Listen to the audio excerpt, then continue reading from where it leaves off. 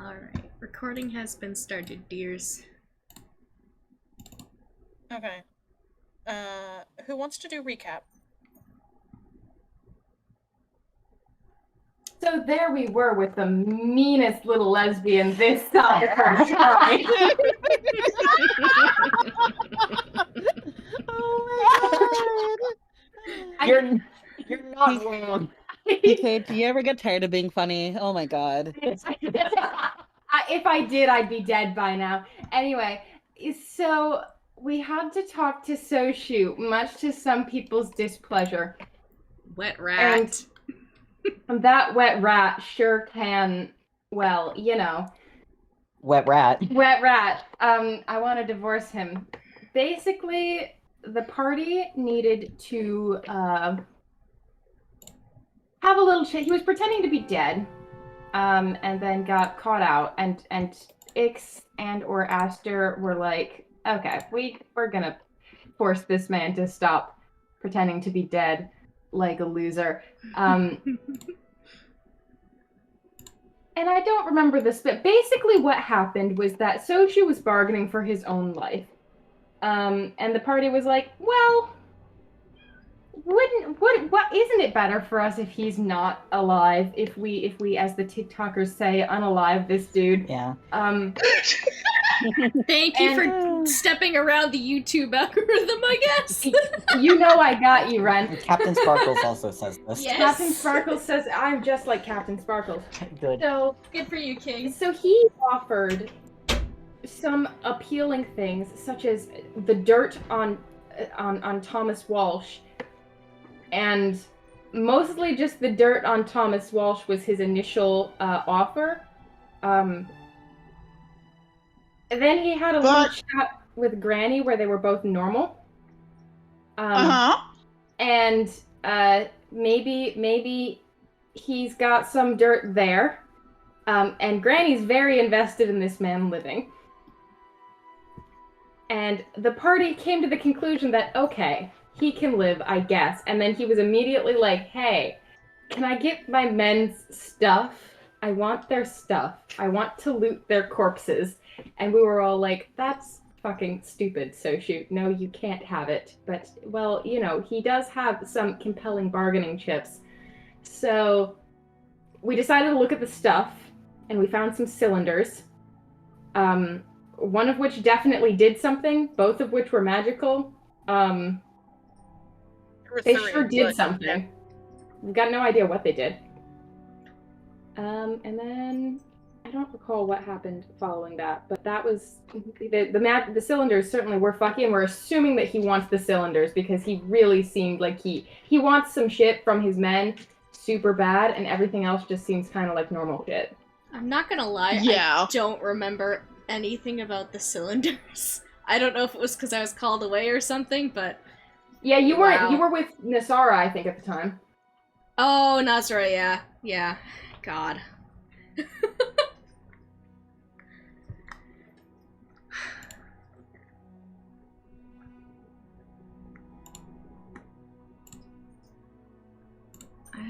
Yeah, I don't have anything in my notes. Brain mush then as it is today. We didn't. Yeah. Yeah, we didn't do it like a ton. Mm-hmm. Mostly. It was a pretty short session because of varying factors. Mm-hmm. Not least including me nearly falling asleep on Parker's floor in the middle of a session. Yep. Oh yeah, you were harassing Parker last session. That's how I know that his mannerisms are that of the meanest little lesbian this side of Horitari. Now you're there to harass Nocturne. That's all. On Enjira Fridays, all I do is hang out with the gamers. Mm-hmm. Good. One of us needs to. And by God, do I. Okay. Also, the conversation with Soshu, I think Julius insinuated some stuff that he did not intend to, that I don't think any of us really, Are you talking about him wanting to protect, Shinohara and the cage, or what?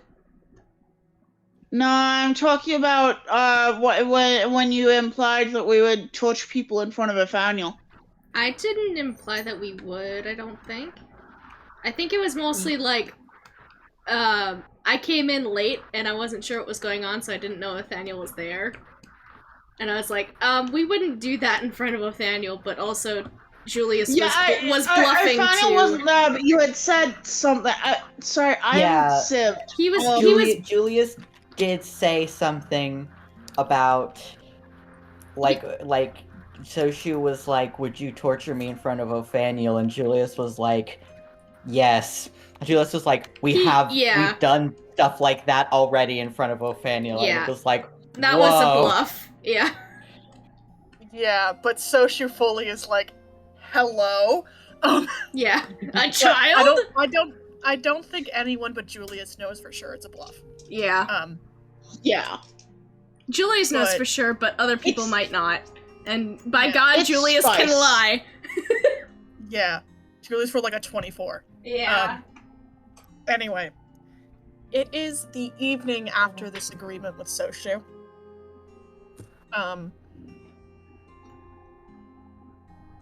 Excuse me. I will give this moment in time for any inter-party discussion that wants to be had before the morning. Because at the moment, the plan with agreeing to let Soshu go and information sharing is set for the morning. I do also want to talk to Walsh. And that is absolutely fine. We can do that in the evening before. Yeah. Alex wants to talk to Julius at some point. That can happen while Nagi is having a conversation with Walsh. I think we'll start with Nagi. That's just fine. Okay, sure. You said that's it first. Right. You get to go first. Walsh is still bound in his little tent. He has been fed by Aster, but has otherwise been alone. Not alone. There are at least 3 frogs with him. Not alone when there are frogs. Yeah. Yeah, I think Nagi would wait a bit till after, after Nathaniel has walked out of the tent or something, because I think they went to talk to their dad at some point. No. No, okay, good. They've been talking on and off with Agathon. Okay, God's bless. Yeah, they have been talking with their dad. Sorry. Nagi would carefully try and just not super sneak, but just not be too noticeable, but not too medium sneaky is what I should say. Medium sneaky, and make her way into the tent, or just peek it open and say, "Are you awake, Mr. Walsh?" Yes, I am. She'll just nod and sit across from him and pick up one of the frogs and start petting it and say, "So, I need to talk to you about something. And after what happened, I would get if you're under no obligation to talk to me, but it would, I'm looking for my mom. And also the whole time I'm going to be inside detecting him. I'm looking for my mom. Her name is Ayase Yoshie. And she had come to you asking about a necklace. I would say roll your first insight check now. Okay, cool. Oh, dice, where are you? Oh, there you are. Okay, cool. There it is. Okay, not as great as it could be, but that's an, let's see, I need to open my thing. Come on. Character sheet. Scrolling. Inside of okay, never mind. 19. Okay. Did you just fucking consume a banana, Ren? I'm halfway through it. Okay. That was so quick between I have a banana, I might get another banana. You just like inhaled that thing. I have not eaten today, pretty much. That is absolutely fair. I don't get lunches That's at work. rad. I just get 2 10-minute breaks I for was 8 just like- hours. Up. That's Considering how long you work, which is really fucked up. But I was just like, how fast can you eat a banana? Like, are you Watch deep me throating that? swallow a banana. I can. Name it too, just like Scooby and Shaggy, just shoving it like shoving a whole submarine sandwich down the throat. Unhinge your jaw and just swallow the whole thing. I'm getting another banana. Okay. Good. Fruit. Anyway, with a 19, he is. I'll give you from before you speak. He clearly, obviously knows, at least remembers you from knocking him the fuck out. Yeah. Which is why she said you're under no obligation to. She didn't want to say because I just fucking kicked your ass and barely even got damaged, but you know, that would kind of not be helpful in this situation. But with a 19, you can. Hold on a minute. Yeah, you can see the little glint, like a little moment of recognition in his eyes.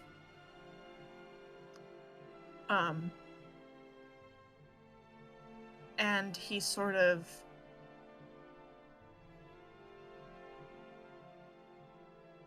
I remember Miss Yoshie, yes.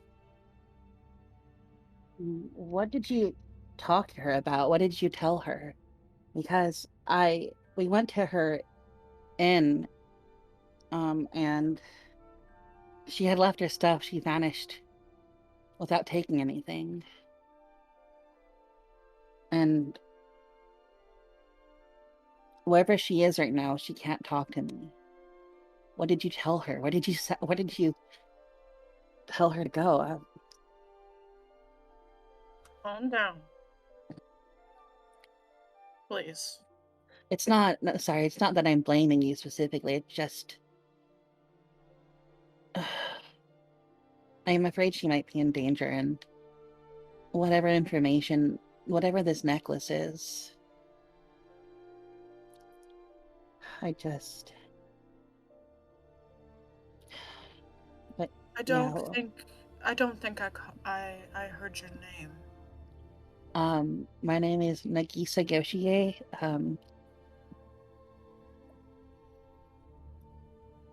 Nagisa. Yes, I think I remember her mentioning her daughter's name. And he nods to himself. This was a number of months ago, Miss Yoishe.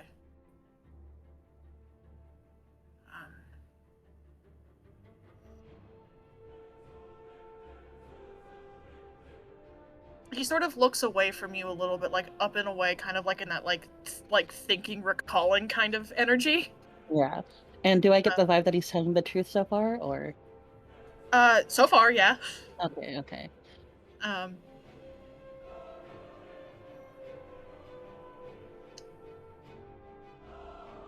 remember the necklace she brought me as well.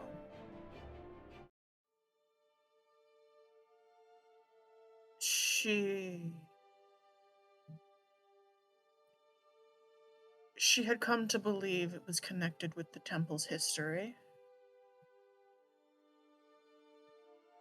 And it was. It was an older form of the symbology we use now.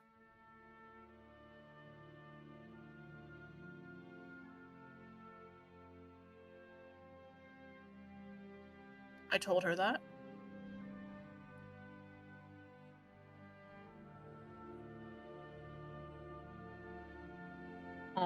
Parker, didn't we find a symbol? Julius has one. Yeah. Okay. Yeah, you already know this information, but he doesn't know that you know this. Yeah. I'm gonna pull out a piece of paper and try and sketch the thing the symbol Julius has. Yeah, I'm gonna say you're able to do that with relative ease. Like, Yeah, it's like a just vague, Yeah. like this, and she'll show it to him. He looks at it, and he nods. Mhm. Yes, that was it. And where, do you know, did you give her any clues as to where to look, or do you know where she went after she saw you? Or why she would leave in such a hurry? She spent some time in our archives. I remember giving her permission for that.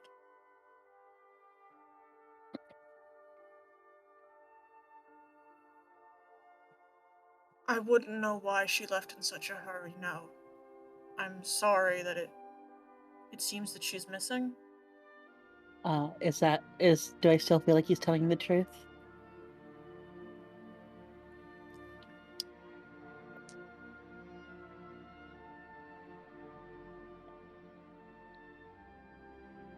I don't like the pause. No, I'm just trying to figure out how to Okay. describe this. Okay.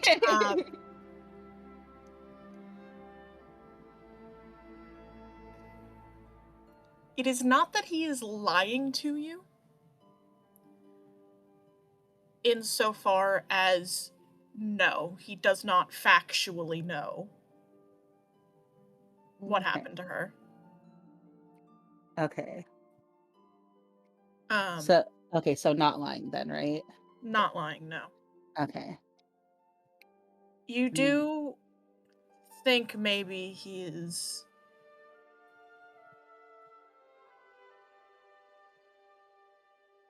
not saying something. Yeah. Maybe not even necessarily that he's intentionally holding it back, but like he hasn't said everything he knows yet. Yeah. Like, you're not necessarily reading malice into this, just that. Yeah.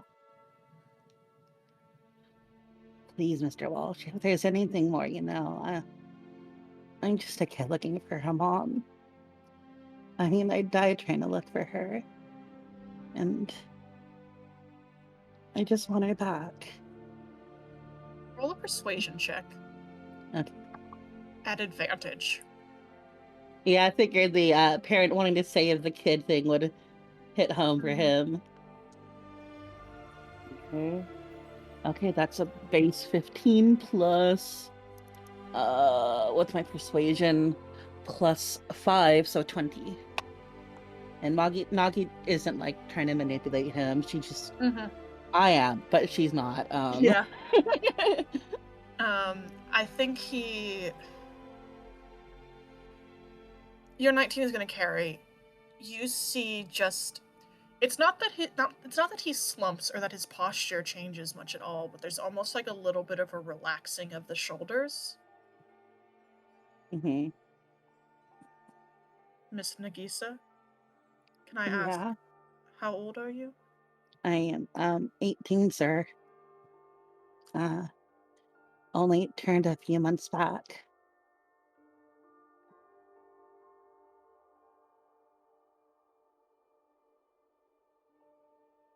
He sort of takes a deep breath and lets it out. I wish I could offer you more comfort, my child.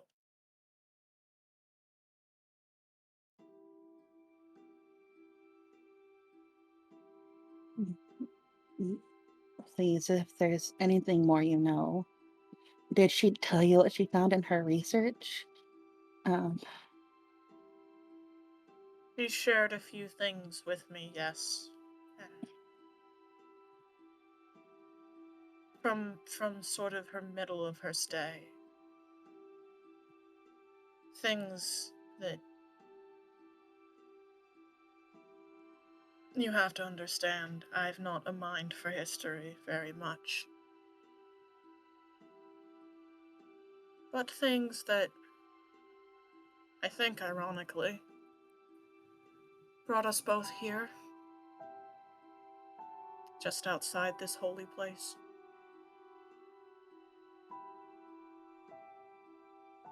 What did you guys share? I mean, At the time, it was stuff about things. Sorry, he wouldn't say the word stuff. Yeah. Things about our founders, our history.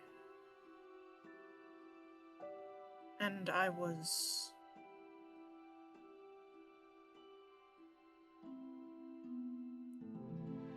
was what was interesting to me at the time. And I followed my own form of research from there. I remember she stayed another week or two from that point, but I don't remember discussing anything further with her. And he's still telling that he must get cut. I don't think I noticed when she stopped showing up. Not out of malice, Miss Nagisa. I don't mean that in a... just simply that things were starting to sort of move on my side of things. And looking back now, if she is missing, I'm sorry that I did not pay more attention.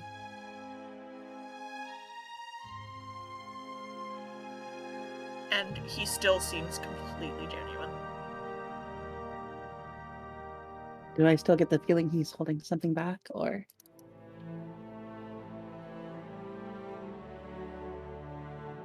A little bit. Okay. She'll just say, and there's nothing else you remember that you can tell me? I don't know where to go from here. I'm gonna make a check for him. Uh-huh.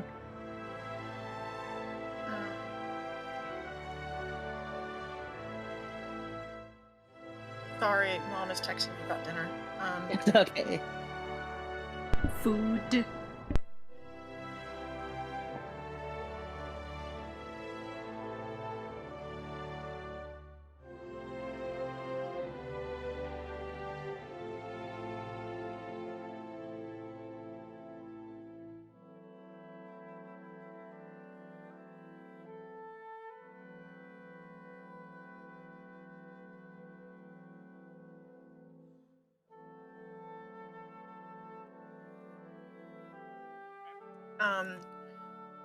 He sort of...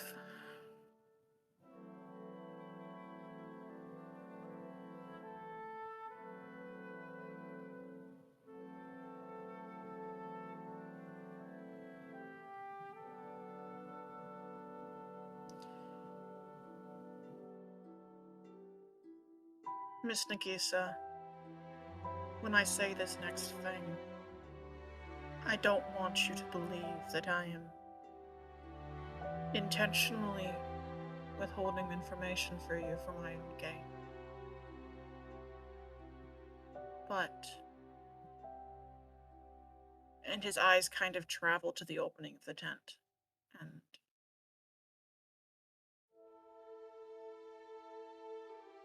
there are things in these current circumstances that have not yet been resolved. And there are things I worry about saying out loud, where certain ears might hear.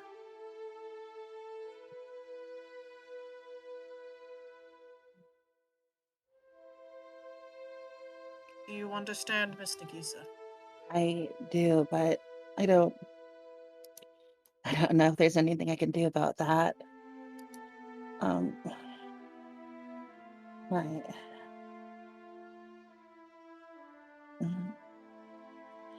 I also mean no malice when I say this, Mr. Walsh. But I personally have nothing against you. But what transpired here is... I know you were following your vision of your goddess, but you still took a child away from his mother. And he's very hurt, Mr. Walsh. You see his jaw set a little bit as you're speaking. Yeah.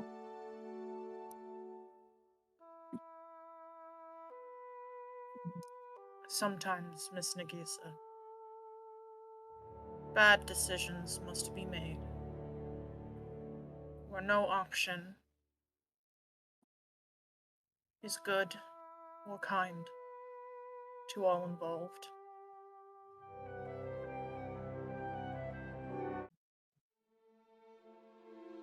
I have heard people say such things before, especially when it comes to political decisions or war, but there's always another choice, Mr. Walsh.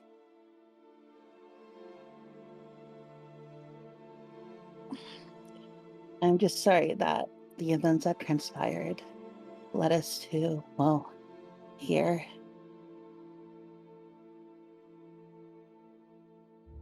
I do too. Miss Nagisa, Yes?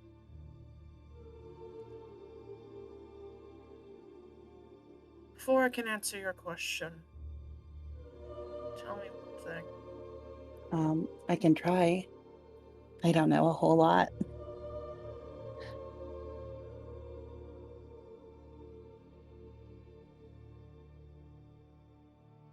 He looks like he's trying to figure out how to phrase this for a second. Mm-hmm.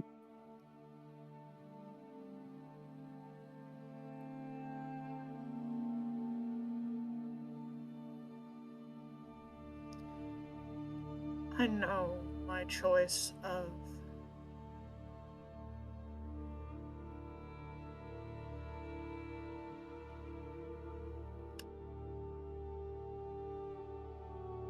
combative comrades may seem confusing, and believe me, Miss Nagisa, it was not my first choice. Do any of them survive? The people you brought with you? Nods.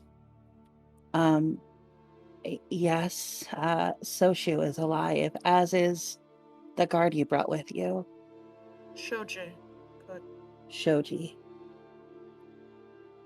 Good, he is a good man.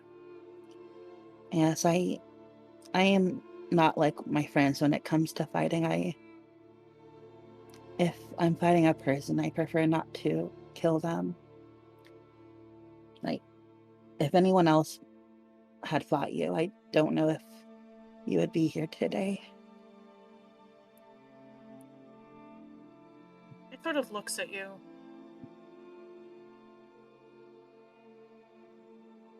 You might not appreciate this, but that is admirable, and something I wish more people held themselves to. I always like to believe there's another way.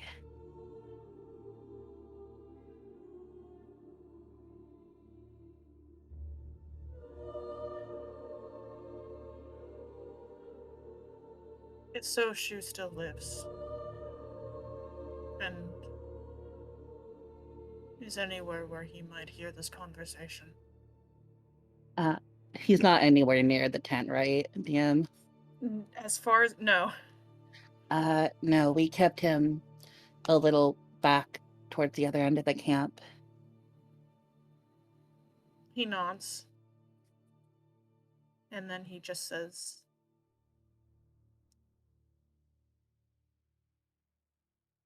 "But if you know who that man is, and I presume with your company you do, you will forgive me my caution before I make insinuations that will not be taken well."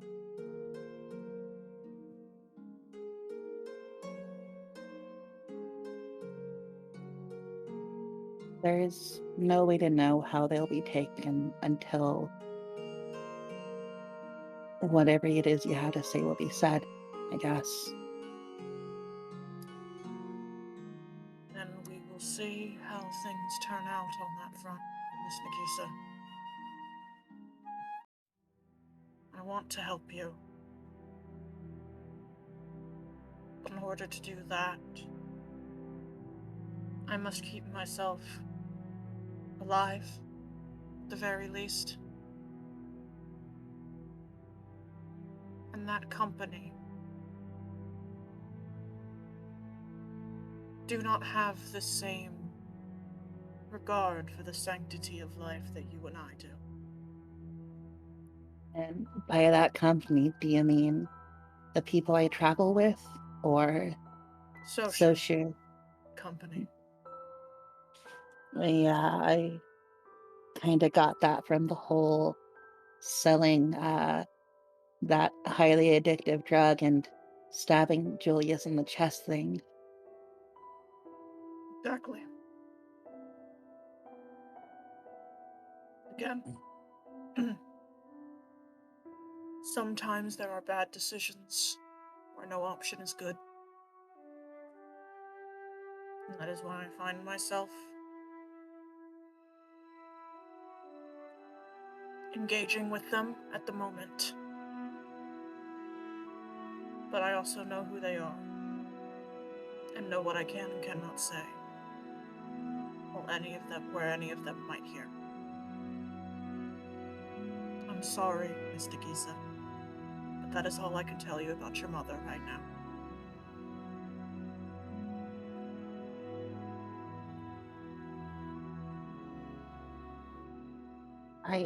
He won't be able to hear you, Mr. Walsh.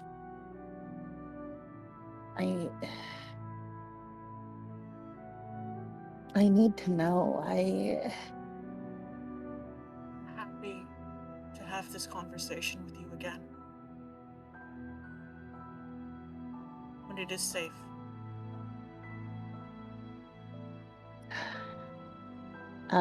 Yeah, okay.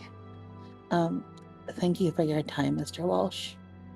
Thank you for coming to speak with me. I wish things had turned out differently for all of us. As do I, Miss Nagisa.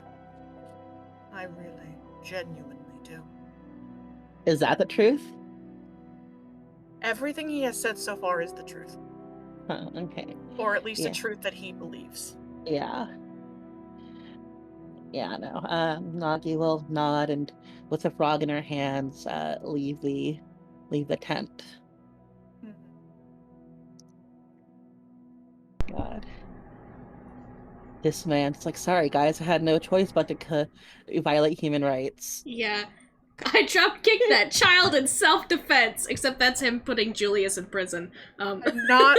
Okay, I need you to know that I, as Parker, do not think he makes good arguments. Oh, yeah, no, it's just that's how he's Mommy justifying does. it. There's cognitive dissonance and you having to justify things to your own self in order to do things, yada yada yada. I hope like I am playing. You are no. None of this is at Parker. This is all at C. Thomas Walsh. Yes. We all get that the existence of content. Yeah, we all get that he's trying to justify this to himself so he doesn't feel guilty and he can sleep at night, essentially. He has a very solid internal understanding of how things work and who he is and how he should comport himself. I'm not saying those are good things, but I'm saying he has a whole consistent internal life that I am playing. Yeah, that's how. I don't think you can fix this guy. We talked in a Starbucks about Mr. T. Walsh here, and by God, he is my Blorbo, but I hate him. He's your Blorbo? Blorbo derogatory. Okay. Scrunkly, I suppose. Scrunkly. He has your Blorbo in that you are going to throw him through a window and you are now going to comfort him afterwards. No, I won't comfort him. In fact, I will be the one to make sure he suffers, but also of his own volition. Also, before I'll go, I'll offer him a drink from his own water skin because he probably hasn't had a drink since he was knocked the fuck out. Then I will leave. He is very grateful to that. Yeah. Then I would leave with frog in hand.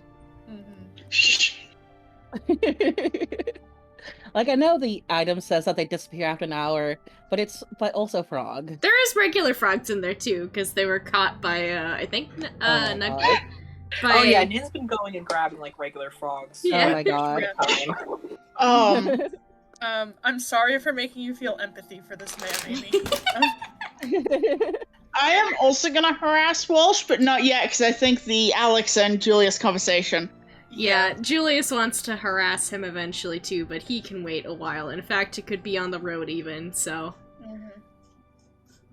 Yeah, Nagi would just try and just sneak back into the campfire and sit by everyone else with the frog.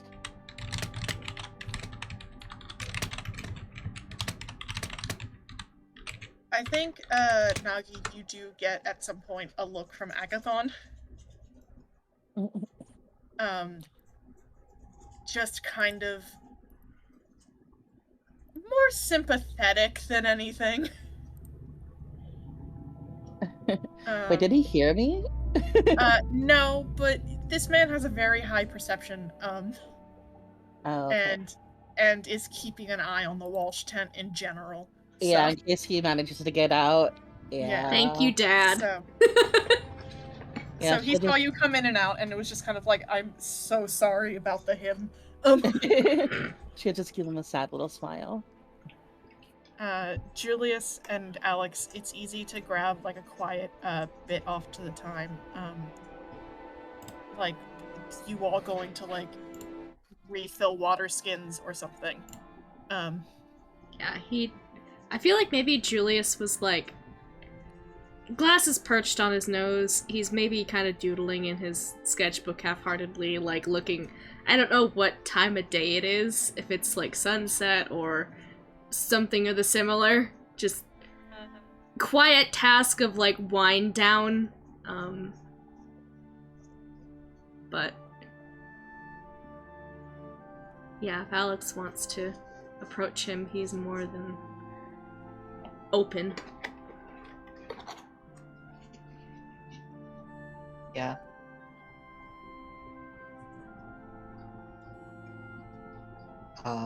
Yeah, Alex will initiate. He'll look up.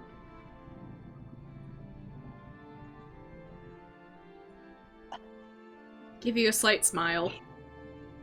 Can we talk? He'll give you like a once-over and nod and kind of tuck the glasses away and put the book away. Of course.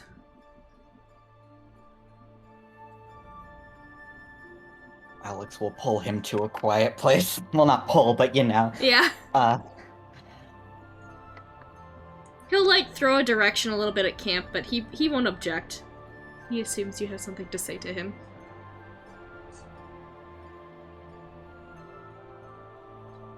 I heard some of your conversation with Soshu. Which bits?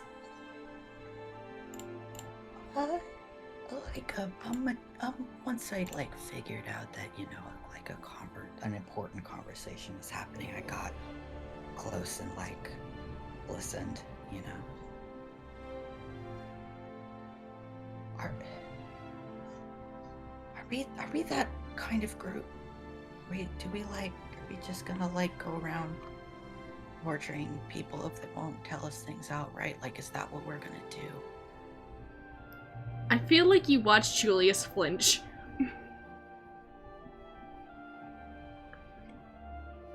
I hope not. And then I feel like he realizes, with a start that what he had said had come back to bite him in the ass. Yeah. Oh, Alex, that was... Even in the Gilded Cage, that wasn't something we even did. We roughed people up, but we never... He looks embarrassed. Okay.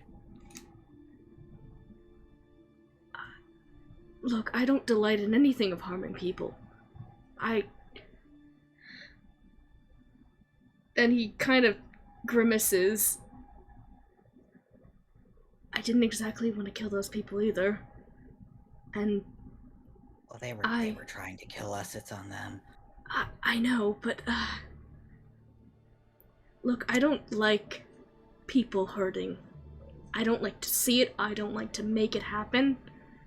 And gods, if I can ignore it, or not ignore it, not do it at all, It's one of the reasons I was the face of the group. The cage, I mean. That wasn't something we liked or we did because, well, none of us liked it. And, well, if Ix... I don't know about Ix. I don't know if that's her thing. But I definitely don't want that. And he'll give you a look. If that's something you don't want to, then... Right, well, I was going to say, if we're that kind of group, I'm leaving.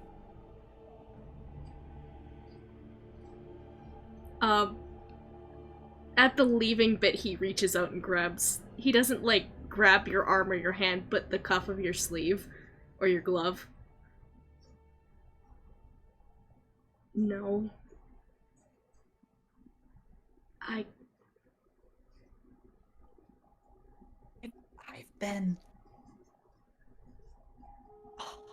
I've never, like, really kinda thought about myself before, and I don't know, that made me start thinking, I guess. And it's like, I've just been kinda, like, going with what everyone else is doing, because I don't know what to do, because that's what I've done my whole life, because everyone around me has this grand idea of this is what Alex is here for. And if this is gonna, if you guys are gonna be like that, I'm not interested. He swallows. I'd like a chance to be my own person for once. And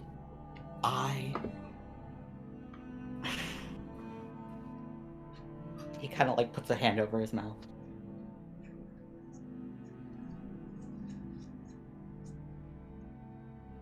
Do you feel like I'm sorry. There's nothing to apologize for, Alex. I mean that. I promise you.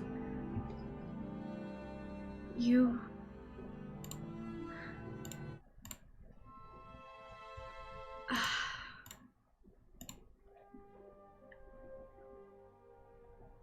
Are you afraid that this isn't...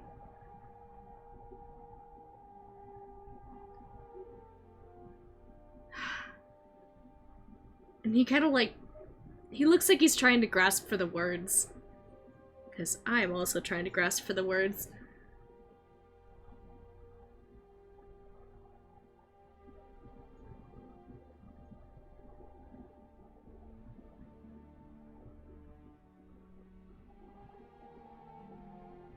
Give me a moment, brain is mush. I'm trying to figure out... Okay.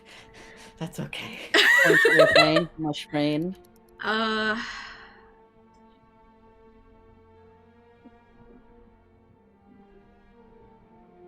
I'm sorry. If this has been something... I wish I would have known sooner. I'm sorry. I mean, I've only, like, recently started thinking about it, you know. Well, I'm glad to know.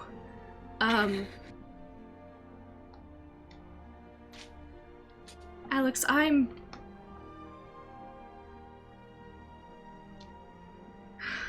feel like I need to be saying a lot more sorries, but I want the people in this group to belong. I don't want you here feeling like you're stuck.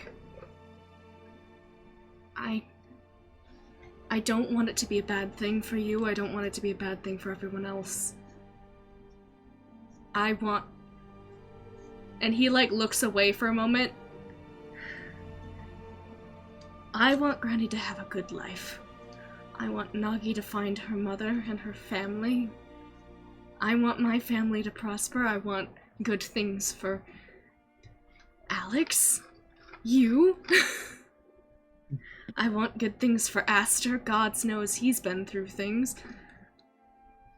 I would also like good things for Aster.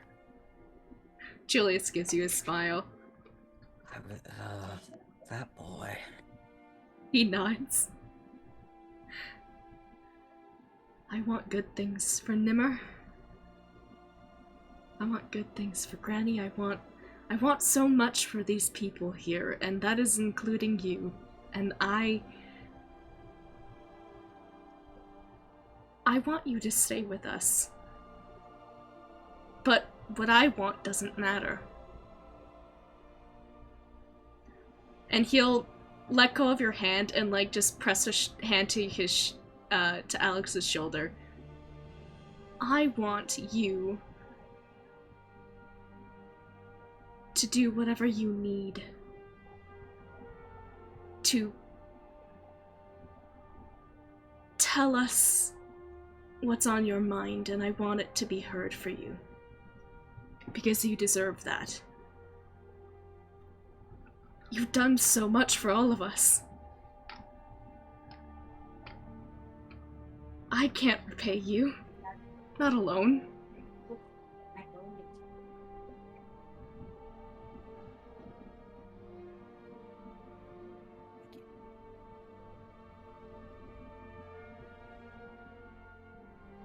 And I want us to be the group that you could stay with. And if that means I need to put my fucking foot down, I'll put my fucking foot down. Damn it, I haven't been doing it enough. I've been fucking sitting on my back. He gestures to the rest of them where we left, and he's like, these guys don't understand. I have been holding myself back, Alex, I promise you. If I need to put them in line, I will. Even at my own expense. I don't know if they need to be like put in line. Well, then we can just make sure that our goals are, well, not goals. Our morality is put back in check. I certainly don't want to do the things that would make me a terrible person. I worked a very hard, long time on making myself better. Me too. Julius will give him a soft smile at that. Like, I'm sorry. You gave that line and it just, like, dredged up some stuff, you know what I mean? Julius's face goes a little bit morose, and he's just, I am sorry about that, honestly. I wanted to scare him. Just a little, but that's not me. At the core of it. And I'm sorry you had to hear that.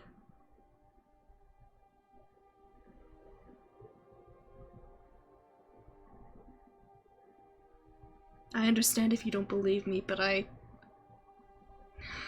Wait, did that not pick up? Alex said thank you. Oh. It's okay. I have to keep an eye on that, because sometimes when I say short phrases as Alex, it, like, just the microphone does not want it. Yeah, it's too low, the grumble. He's too grumbly. Gotta speak up. I love him. Anyways. Sorry, voice too gravel, won't listen. Damn. No, Julius is listening, even if I'm not. Fucking Discord and its homophobic ass. Homophobia. Yeah, that's the reason it can't hear Alex.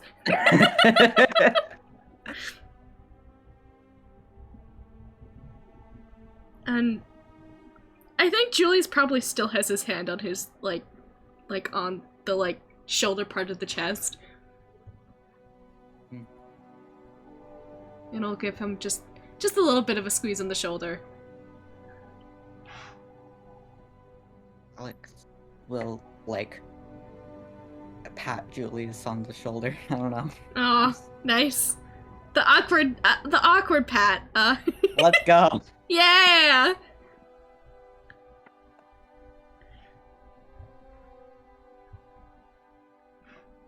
In general, though, if there's anything you needs to be spoken up about, if there's anything you object to, please tell me. Or if anything worries you, I mean it for everyone else. I've kind of been trying to check in, but I guess I missed you.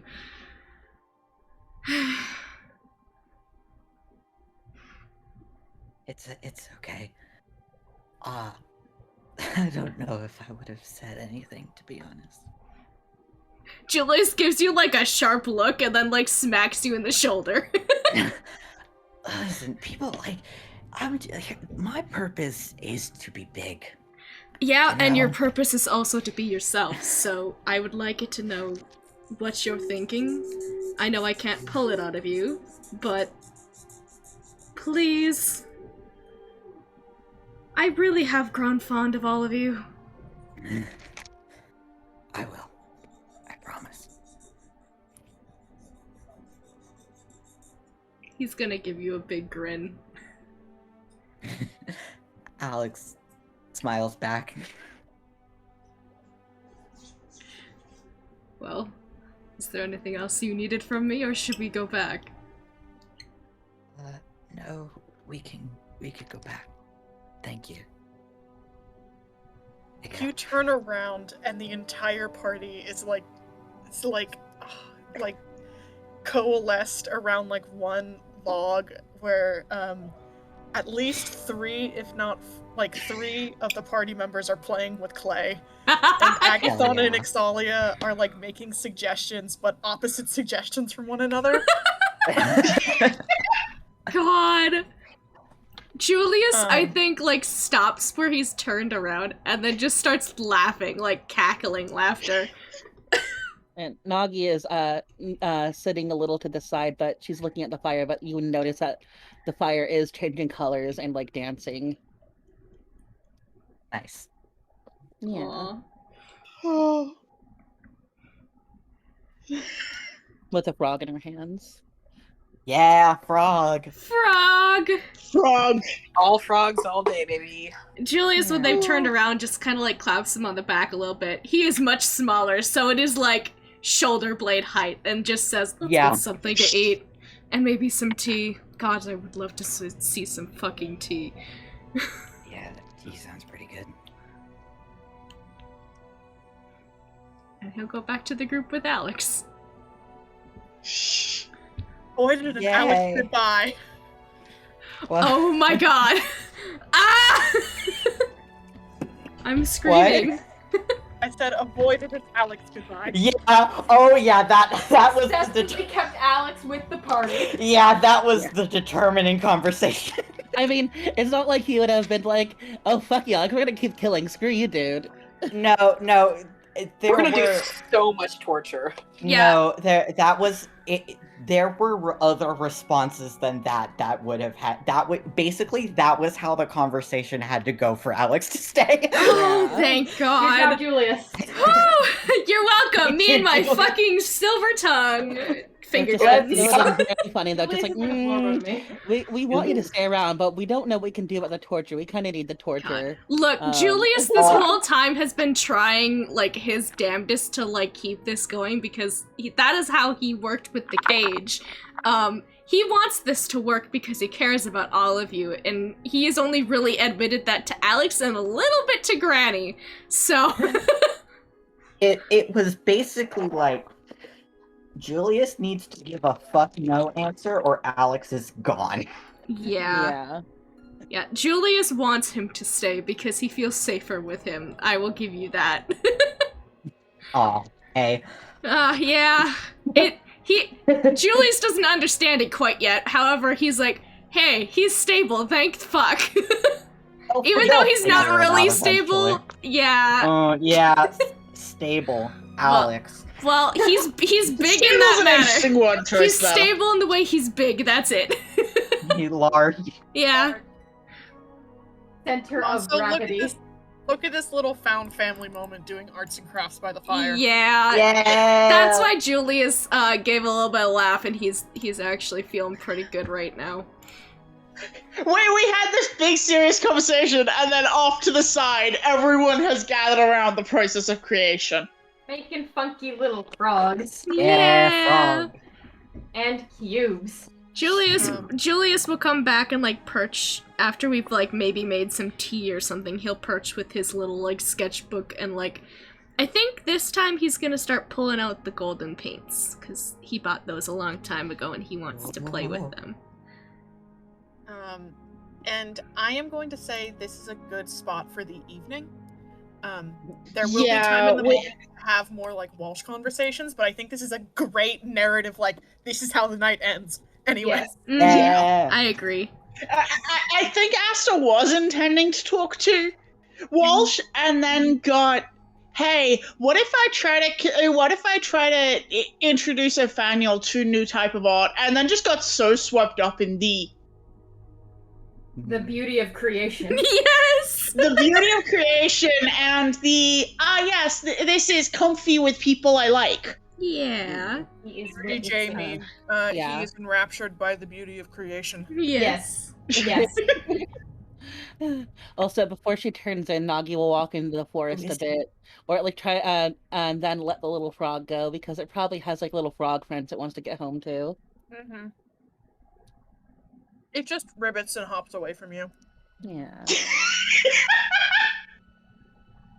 Nagi, as you were standing there.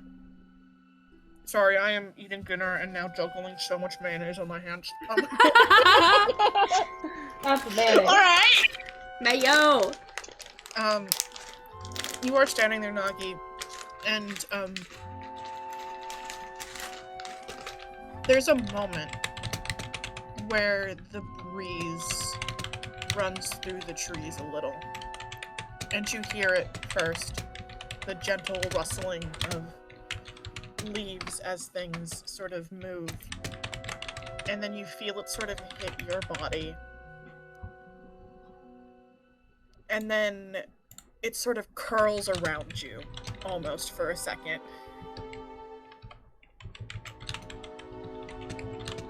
Tousling your hair, and then it continues on.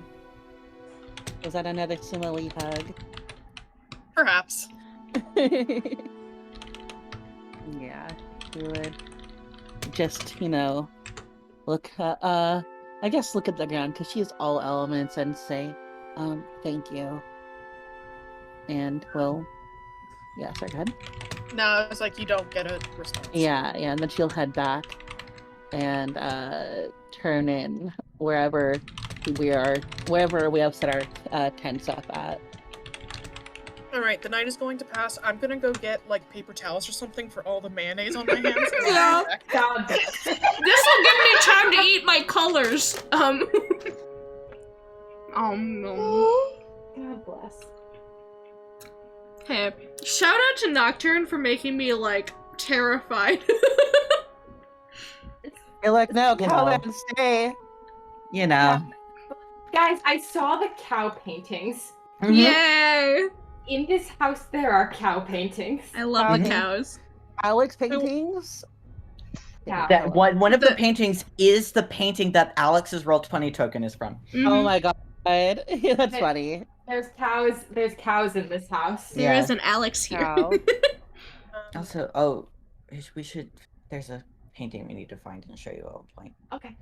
My It mom got brought moved, so I home. don't know where it is currently. My mom brought home KFC for dinner. And Yeah. whoever made this grilled chicken sandwich, the crispy chicken sandwich, just like smothered it in mayonnaise. Oh, Yeah, God. that's what I'm doing. You're going to EBDB, the mayonnaise version.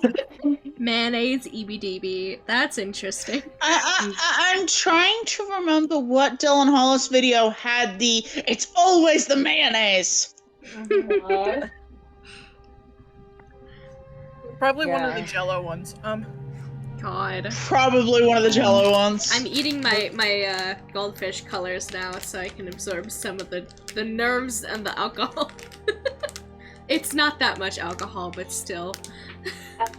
It's still something. Goldfish colors. I think that helped. Just give me 2 seconds to shove this sandwich in my face. Mm-hmm. Yeah. Sure, you got alcohol, but do you have Bio-Jesus weed? Oh my! What? It's What? we bought this weed called Bio-Jesus, and it fucking sucks. Oh Oh no! my god. Bio-Jesus. It tastes so bad. I Oh, tried no. my first not edible weed, and it sucked because it was Bio-Jesus. Yeah, and Bio-Jesus Ow. is bad, No. and we don't have anything else. No. Drink of Right. this wine, for it is my blood. Eat of this bread, for it is my body. Toke of this joint, for it is my breath. Yeah. Yeah, basically. And man, your breath and I fucking guess- stink. I guess like, communion is bad already, so like it makes sense that this is bad, but I wish it wasn't. Oh my god. Hey, shout out to the communion I had when I was a child, but that was grape juice and what the fuck was it? Oh, the oyster crackers, that's what it was. Oyster crackers God. with Love grape oyster juice. crackers. Yeah. Which was funny because it was a Christian center and not a Catholic one, and I was like, why are they having communion this way? Alright. There are some Protestant denominations that keep communion. But it wasn't Protestant, though. We've done It was we've weird. done communion. We've done communion, and we're like everyone. We went to Episcopalian church. We're baptized Episcopalian, The actually. Episcopalians. Oh, rip! You're baptized? Yeah, we're baptized. I am our brother too. isn't baptized because they changed the baptism schedule, and it was just too inconvenient. God, So, fun I'm fact, I was also baptized because even though my mom is Jewish, my dad is Catholic. also baptized Catholic. I am also And- baptized. Oh, really, Parker? Really, yeah. The ex-Catholic. Wow. My aunt and uncle, I was forced. My uncle actually married a Protestant woman and converted when I had to live with them for a while. The church they were at did communion, and I was just like, I don't understand this. Yeah, it's I- weird. Some Protestant groups do communion, so if it was just kind of a general Christian center, they probably offered communion because of how many Yeah, denominations have it. that's true. If you are at a church that does communion and you don't want it, you can always make the sign of Saint Anthony, which is crossing your arms over your chest with your hands, with your palms on your shoulders. Oh, right, Yeah. I've seen that. Uh, See, I didn't know that. I just didn't get up from my chair. Does it Yeah. matter which arm is on top? It's supposed to be the right, but generally they don't care. Okay. Us and PK literally just doing this in the room, trying to figure it out. I'm just Oh my imagining God. Vogue signs No at this point. communion. Free me. It is usually instead when you do that, they will instead offer you a small blessing, a la Ash Wednesday. Mm-hmm. Ah. They'll do the little forehead swipe and a small blessing, but they will not offer you communion. Mm-hmm. Just in case you ever have to go to church and you don't want to take communion. Yep.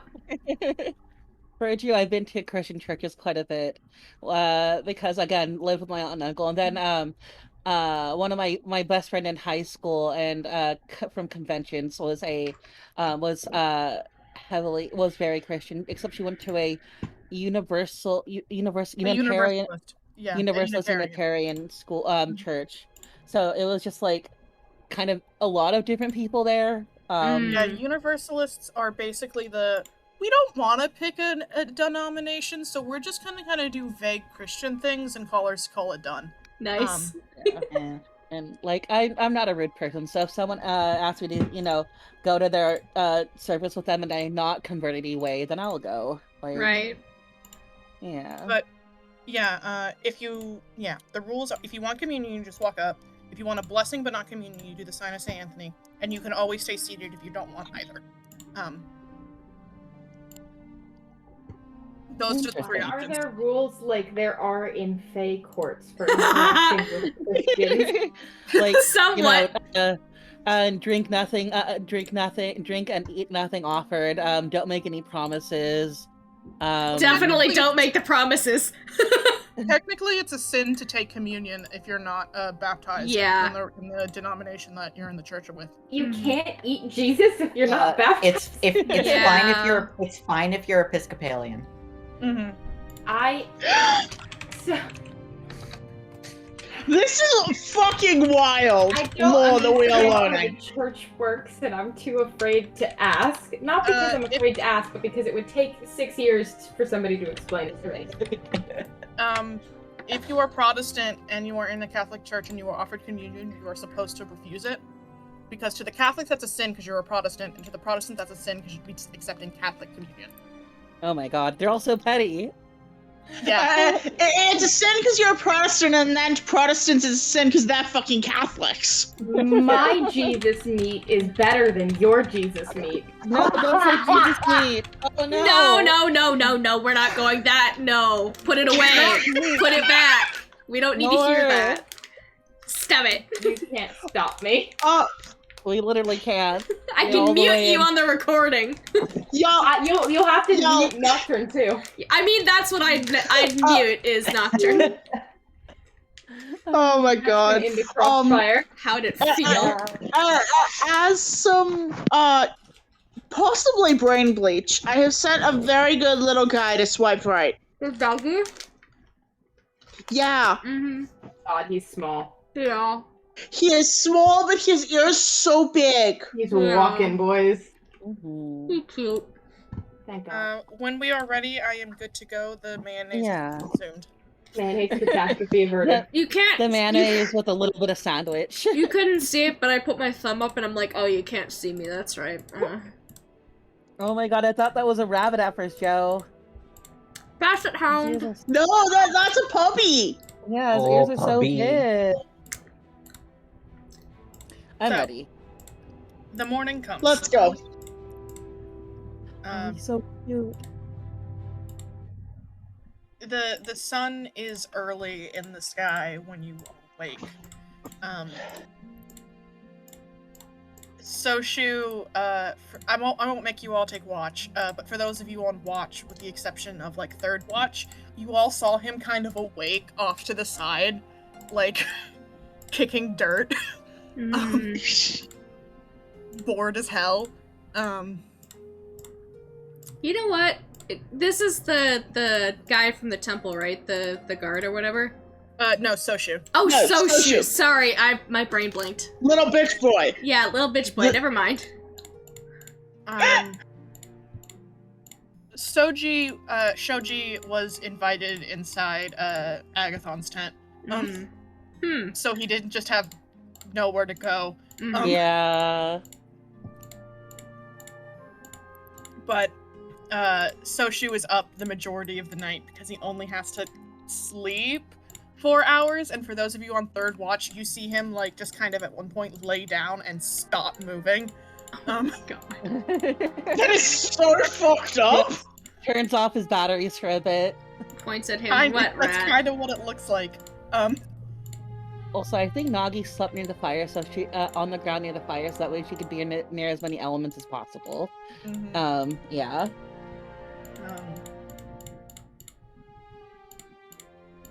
And when you are awake, Soshu is there, Shoji is there, and Walsh is also still there. Everyone's there. I don't know why I started listing things like that was relevant. It's relevant. Don't worry about it.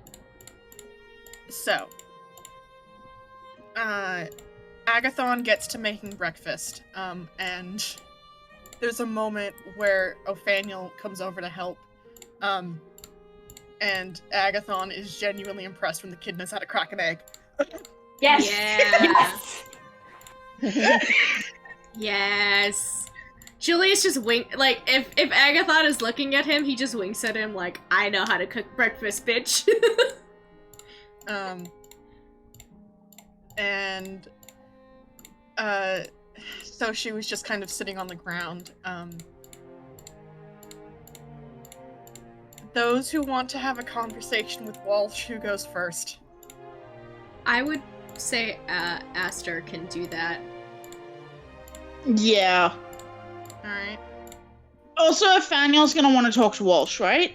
But you do have 2 weeks on the road, and you don't know when Nathaniel's going to want to do that. Yeah. Yeah. So I think Asta will wait until there is food and get a plate for himself and a plate for Walsh. Mm-hmm. You come in and Walsh, he's sitting up.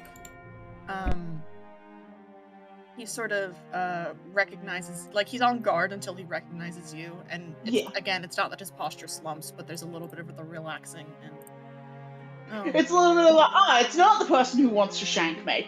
Mm-hmm. And Asta is gonna set the 2 plates down for a second. Good morning. And is actually gonna untie Walsh's hands, so that the man can have a stretch and eat his own goddamn breakfast. He looks first a little surprised, and then he rubs at his wrists, like one hand on the other one, you know, and like kind of stretches his wrists out a little bit, and as he does so, he just goes, "Thank you." You're very welcome. And he's gonna hand over the plate. Crucially, I can't get my tune to do it right now, but he is definitely affecting the tone, the tonal of I am of a age to be a peer with your child. Mm-hmm. It's just I can't get my voice to do it right now because. Mm-hmm. And my laptop got unplugged somehow. That's fun. As he sort of picks it up and takes it from you, he goes, "I'm sorry, my child. I was a little discombobulated yesterday. I don't think I caught your name." Ashley. Ashley.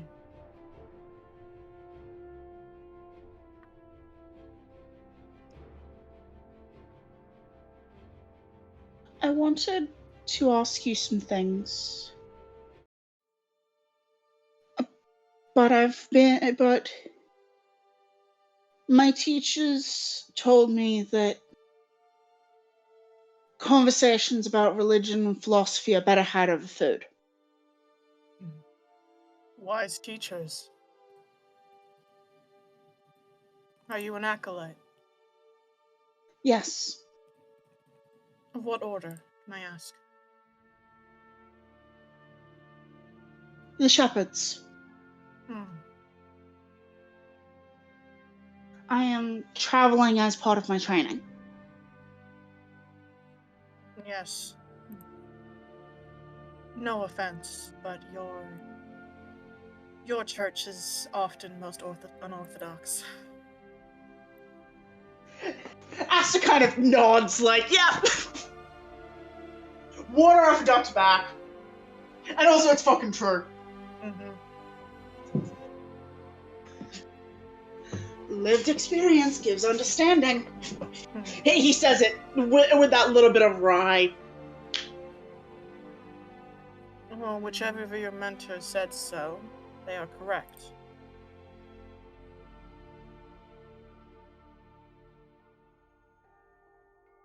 Still, are you finding the road all right? I am. It's taken me some places that I didn't quite expect to go. That's the nature of the road. Even when you know your destination, you may not always know every stop you'll make along the way.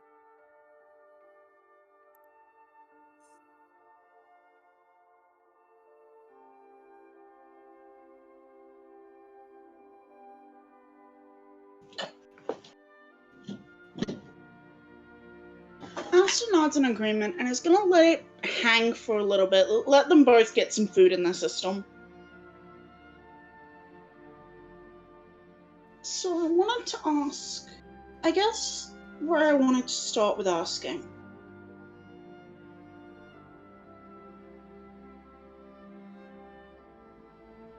What does faith mean to you?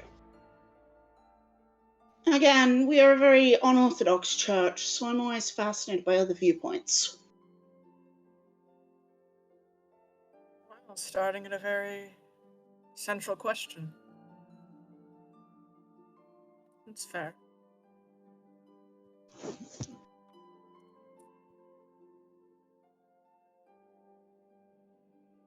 He sort of pauses for a moment and he sort of scoops another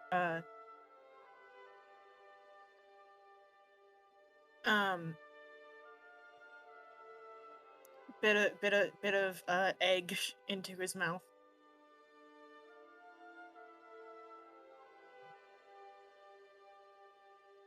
I would say my faith for me is a guiding light.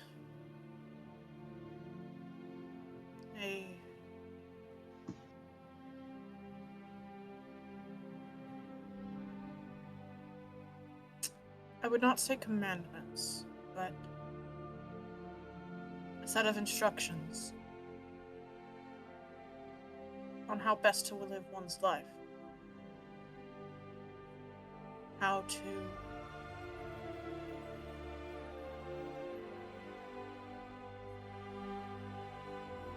to lead, how to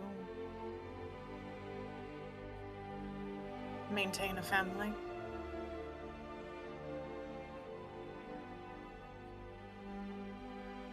How to make things beautiful.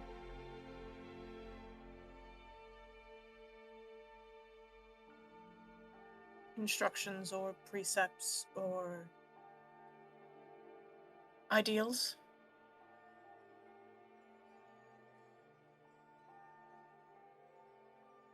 A structure.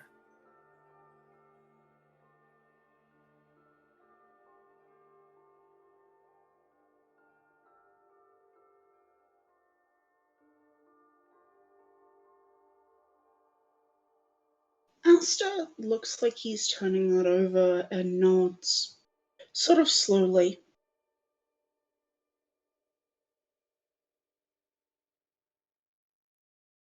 And I am trying to figure out how to word this next part.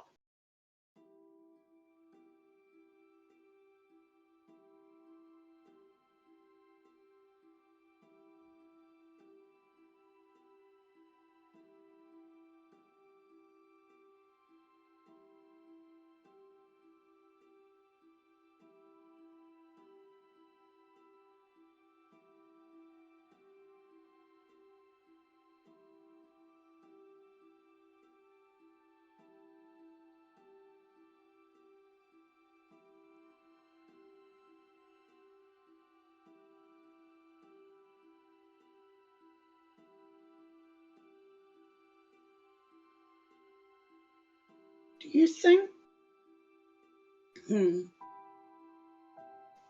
Yeah. Cough isn't canon, but the is. Do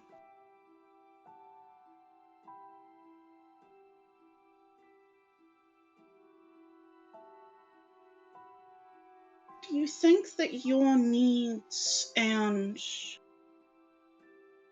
what you receive from your faith are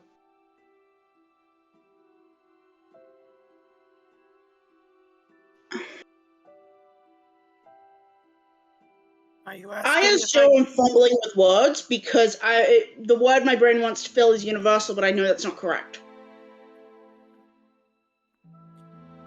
Sorry, that hesitation was me as Joe losing words.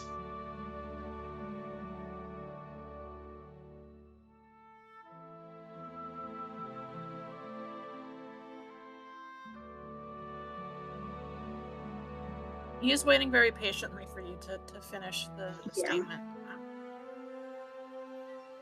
And when you do, he sort of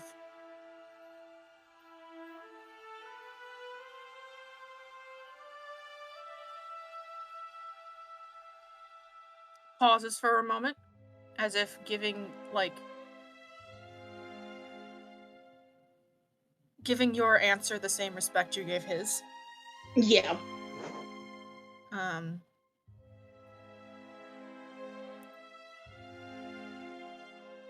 And then he says,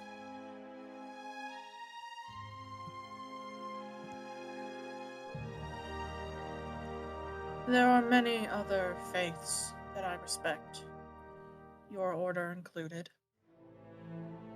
We may have disagreements, but many that I can understand as respectable ways to lead a life. And there are many I do not.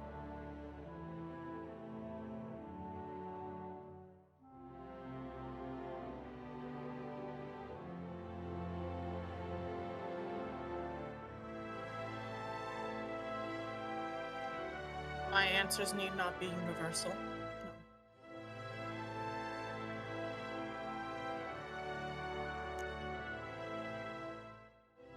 But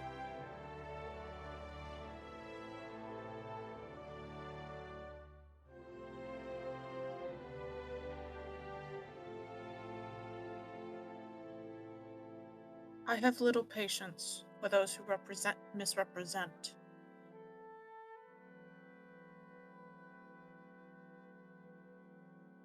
The structure I am devoted to.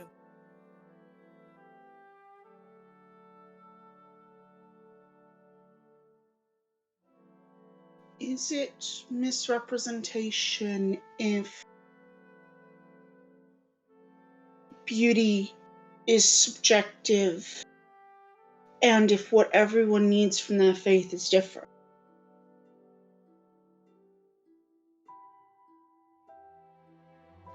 Perhaps my unorthodoxy is showing, but... Sorry, I'm trying to figure out how to string this thought together.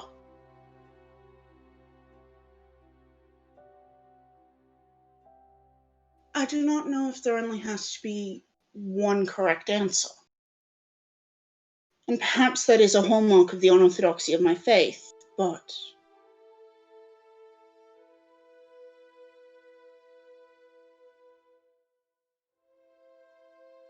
Sorry, I am experiencing a sensory nightmare. Oh no. Astra is basically going, okay, beauty is incredibly subjective, and what people need from their faith varies from person to person. So why does there only have to be one correct answer? I understand what you're asking. Sorry, my brain shut down on words because I think my brain fog is worse than I thought because I mistook the piles of ketchup and gravy on my plate. Oh no, Parker. Do you need to tap out? I have some mashed potatoes here. And I want you to think about the wrong math that I did. Yeah. Oh, gross. I'm so sorry. So just give me like 5 seconds. Sure. Rip to Parker. I'm so sorry, dude. Not the mayonnaise. Rip. No, not... Oh. No, it's ketchup and mashed potatoes. Okay. I thought it was like you accidentally got a hunk of mayonnaise also. No. That was what I was thinking happened. I'm like, oh no. No. Mashed potatoes with ketchup. Yeah, that's not good. I was wondering why it wasn't mixing properly. Oh no. Dear one, my love. Oh boy. Anyway, he does sort of think about it for a moment. And he says, beauty is subjective, yes. An individual may find something more beautiful than another person. I'm using beauty as an example here. I'm aware. That does not mean that there isn't an objective truth that... No, this is happening privately. Gotcha. Yeah, this is in the tent. And he There are many things I can respect. There are paintings that I do not find pleasing to myself. That is fine. Someone else might find them beautiful.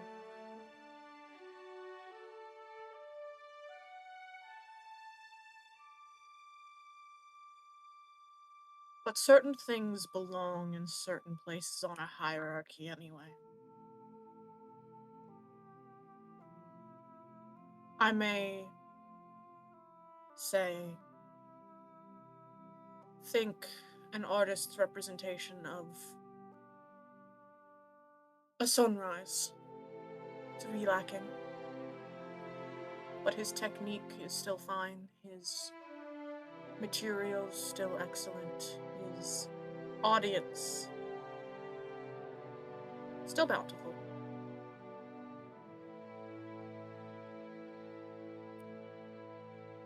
It is when one attempts to claim that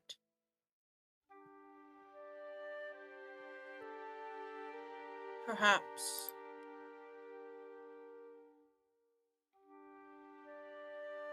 an infant's scribbling is of the same quality as a master's magnum opus. The infant shows promise and may one day become a master himself. But they are not yet on the same level.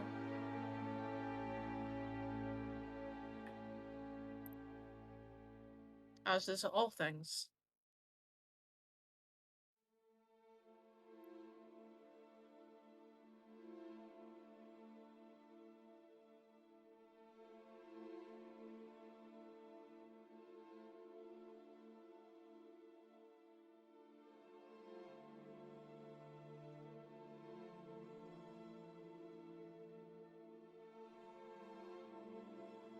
Does the distinction, even if you don't agree with it,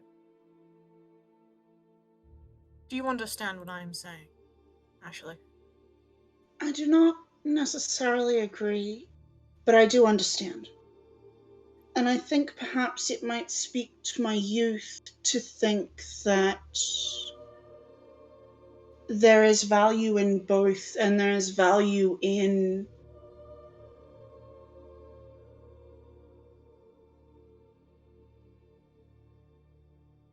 he sort of pauses like he's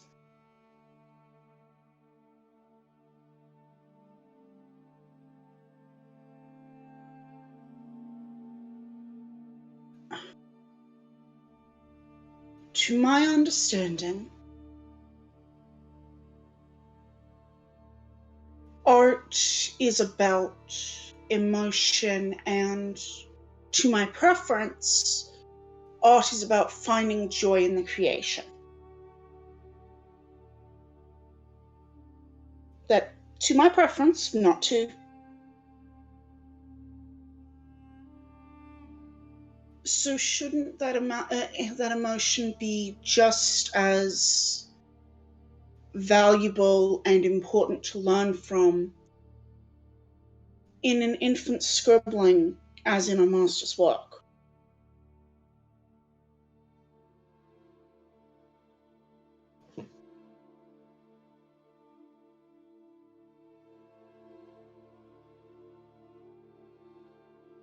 I do not mean this as condescension or cruelty, Ashley. But I think you are right in that your youth does show here. I do not mean that, again, as a negative trait. I think a youth's perspective can be refreshing. But I find that at least with this question,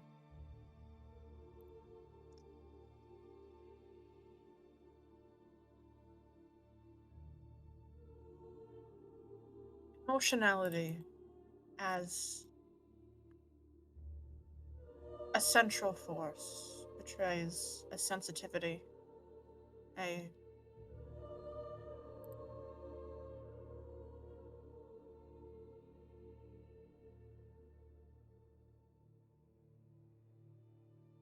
a placing of the sentimental over the practical.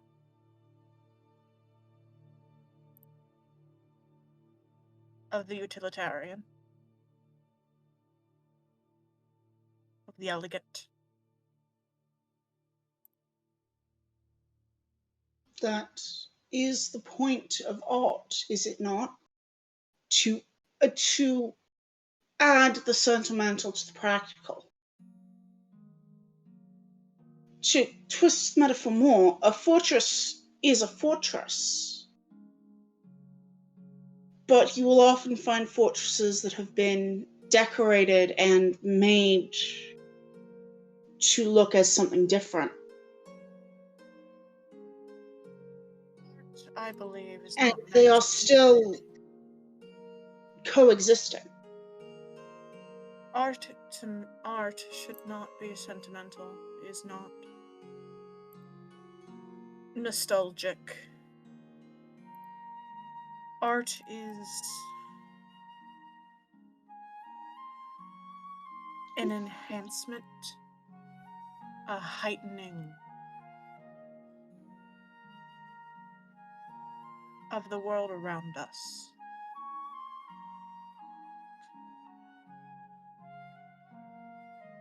It is a way to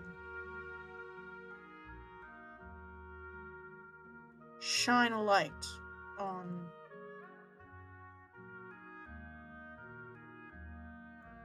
the everyday,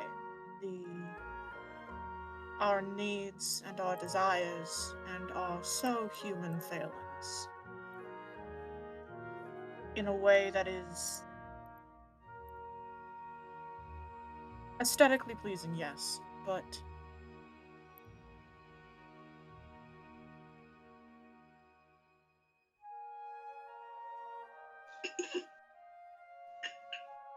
communicable to one another.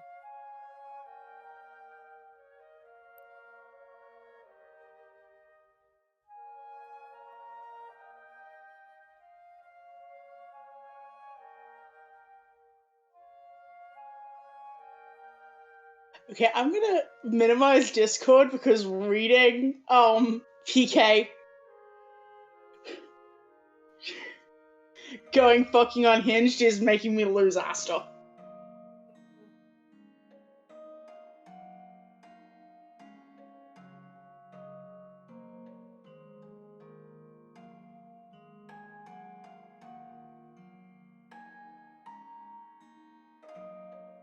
So you are proposing art as communication, then? Yes, I think so.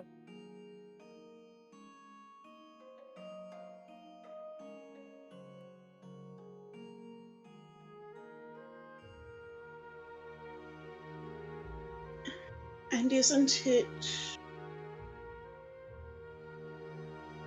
Asta sort of cocks his head like he's mulling it, or like he's picking out words and sort of... He is also somewhat projecting a slightly naive kid, but is trying not to do it in a way that'll get dismissed. But he sort of cocks his head and...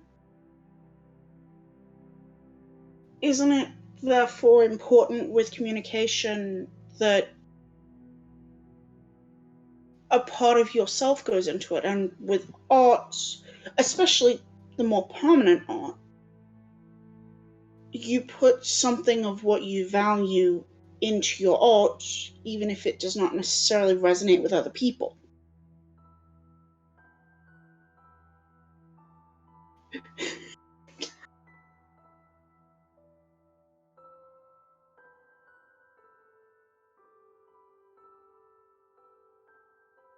Art is not about communicating the self. I'm sorry if I was unclear. Art is about communicating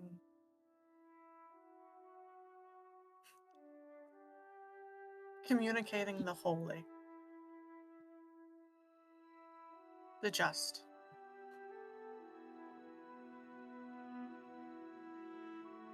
The righteous.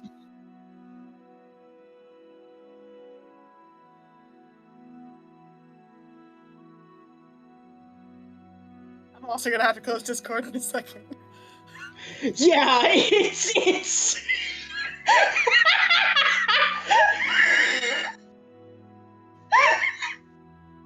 oh my god. I'm so glad I initiated this conversation because watching PK going fucking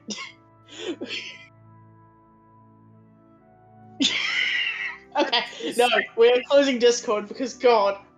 Art is meant to impart the holy and the lessons we find in our everyday.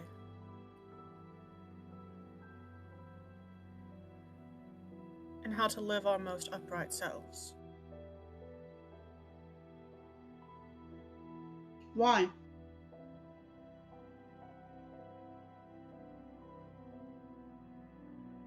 Why is that all that art should be? What better purpose would there be?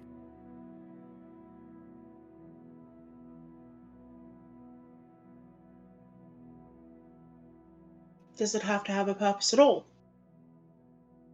If it has no purpose, why make it?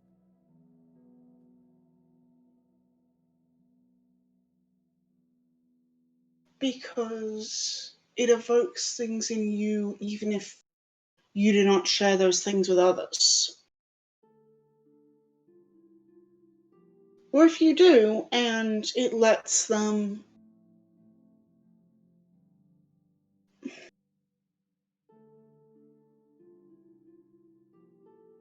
maybe feel what some of what you are trying to convey, maybe draw their own conclusions. It is, to my eyes, it seems like it is something that there are as many answers as there are people involved, if not more so. I will be frank. To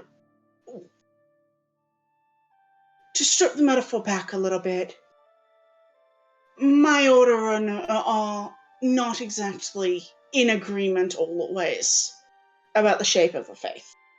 So perhaps that has shaped my perspective. He sort of tilts his head at that.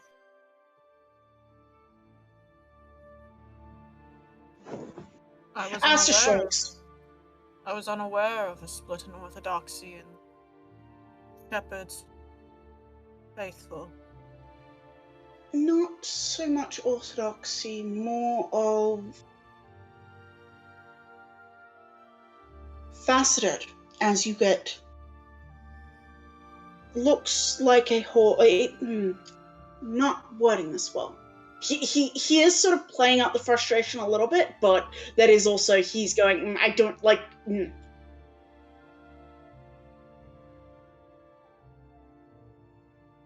It is a whole, but as you look closer, you can see the differing ideas.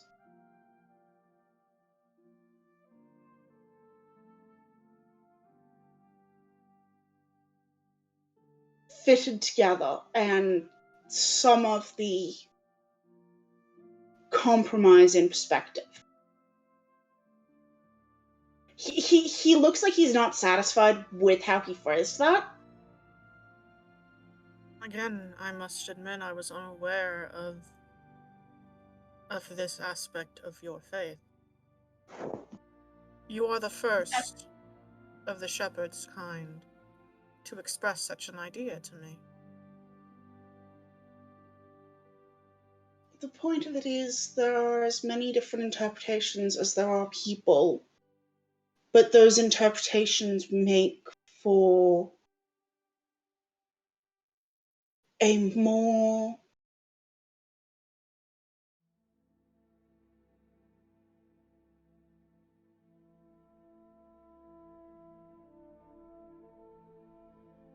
okay, the sentiment that I am trying to express is tied into how the shepherd is perceived, but I don't know how to put that into words.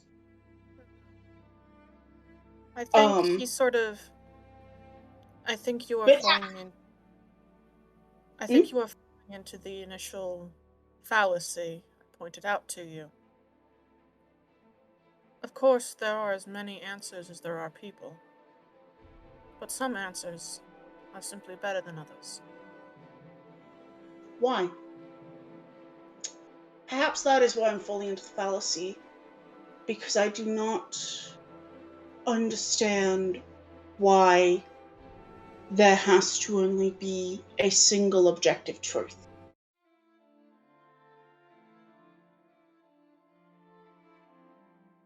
I'm not saying there is a single objective truth. I think there is probably maybe about 10 that I think are of equal standing, of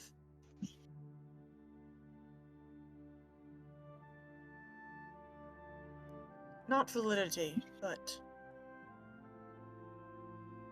10 paths I can see in life that I can understand and respect as being equal to my own.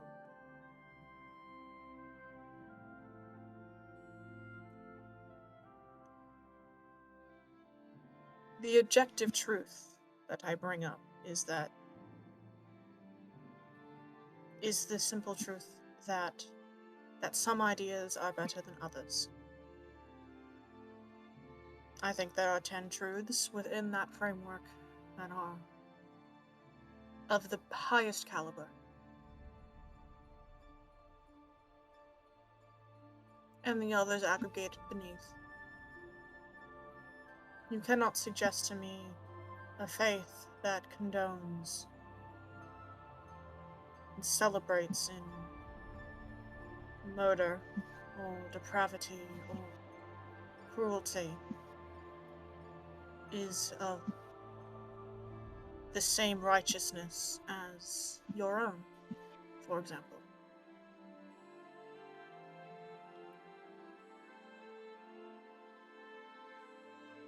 I understand.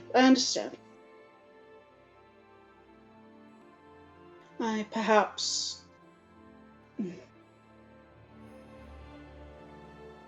I will certainly be thinking about where I stand on those things. Can I ask what those truths are for you? Well, there is my truth. The answers I have found in the service of Lede. Your truths, the ones in service of the shepherd. The ones in service of Ayano, Zachariah, the remainder of the council.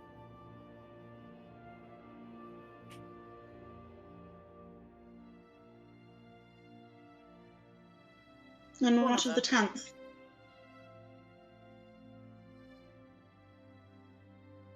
The 10th I am looking desperately through my notes for. I'm not sorry. I'm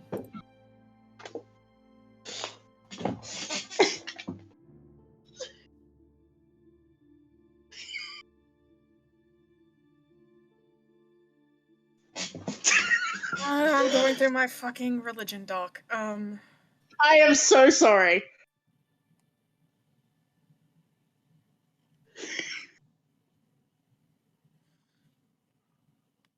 That of Hanyu.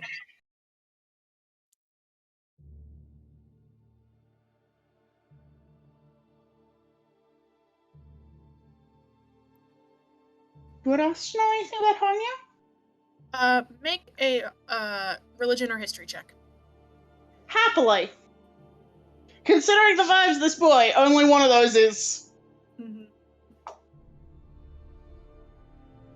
No, 17? Oh, yeah, Hanyu is, the name of the god that is considered the patron god of, what is now, the Chalassian Emperor's house. Ah! the god of which whom it is said the Emperor's line descends from. Ah, okay. I see what this is. Although Asta's not reflecting any of that.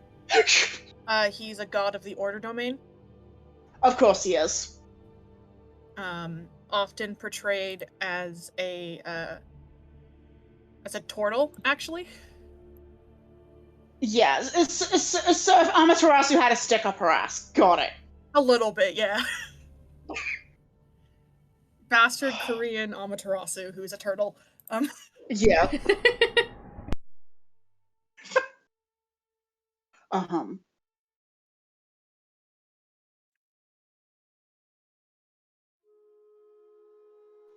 nods like he's taking that in.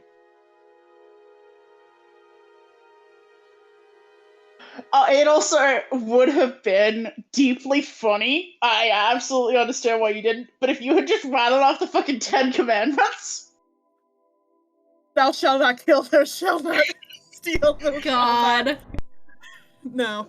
However, it would have ended in murder. I'm just not sure who would have gotten murdered. Mm-hmm. Also, out of character to reassure you guys, Asta is only untied him for this conversation. Yeah. I think with that, Welsh says, yeah. I appreciate you at least taking the time to listen. I know my doctrine is not always the most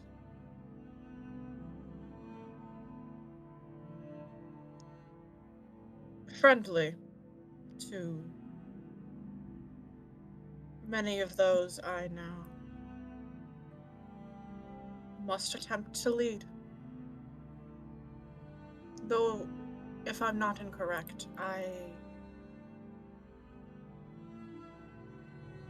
you are perhaps Periopin? Your accent. Yes. Still, the Festadians aren't always the most friendly, either.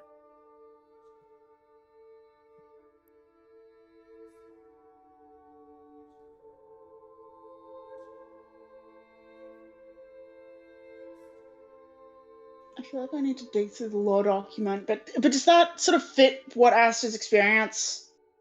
Yeah. For one, the Festadians are not Lede worshippers at all. Yep. Lede is very much a Chalassian god, so that at the very least, the insinuation that both Lede and Hanyu would be of equal strength and divinity as the council would be 10 levels of heretical. Yeah, Asta is not letting very much of that. I think he just kind of my perspective got rather aggressively broadened after I started my traineeship. I suppose that is one of the great things I admire of the shepherd's flock.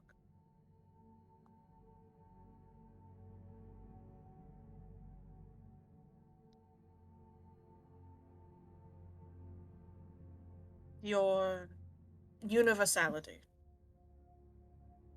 at least allows for a cultural relativism that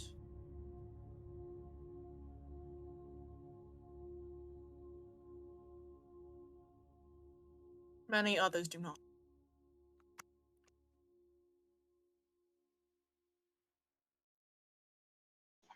Asta bows his head a little bit in acknowledgement of the possibly slightly backhanded compliment.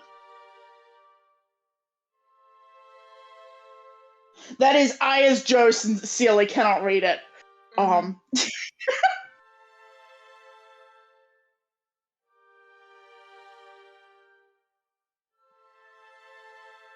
I think that you have a good enough insight. While he may not in himself always subscribe to the most culturally relativistic point of view, um, he at least respects that the shepherds do. Yeah. Very fair.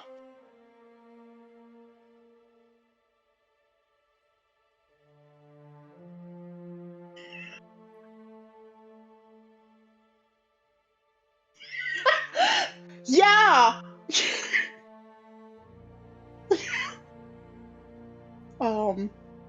God.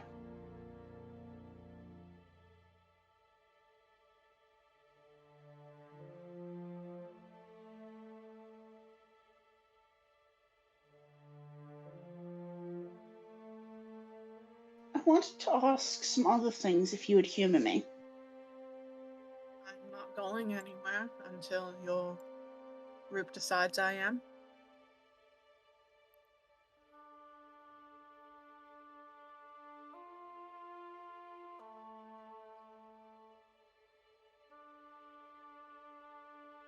What were you afraid of finding when you came looking for Nathaniel?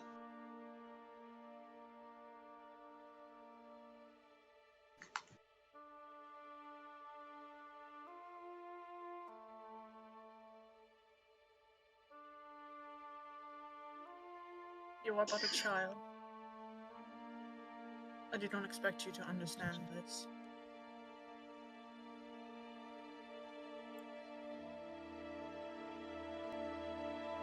But I'm most afraid of finding them dead.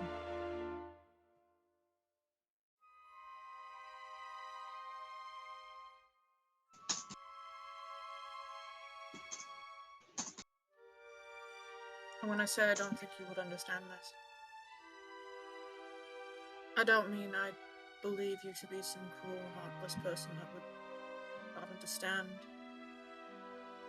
I would not want to see my child's body, corpse, or the like. But the sheer depths to which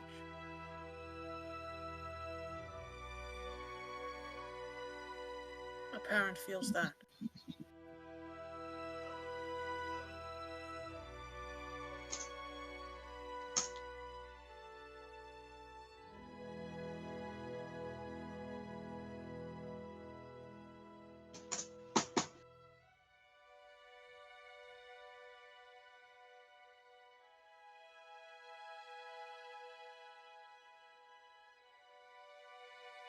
Asta nods. I've been lucky enough to not experience anything of the like, but I have learned some of the shapes that grief takes. Sure you have.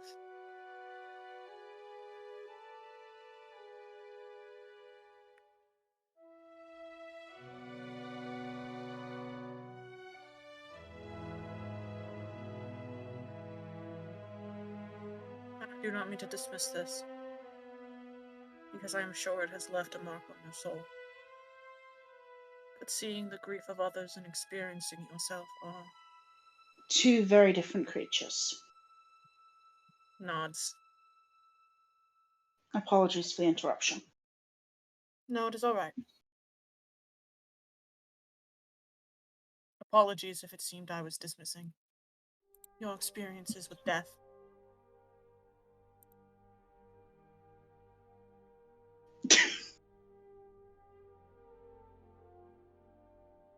And Asta just kind of waves it off a little bit because I'm aware that with my chosen path, it leads to a bit of a impersonalness about, and that is a blind spot. I would not describe your faith as impersonal all of the time. I would simply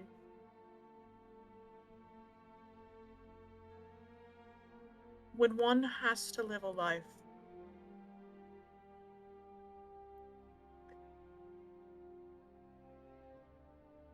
dealing with such concepts on a regular basis, there is a hardening that has to occur within one's soul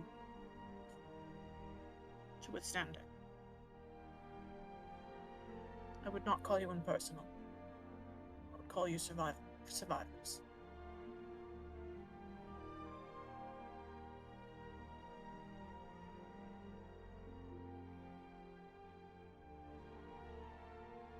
Little nod of acknowledgement and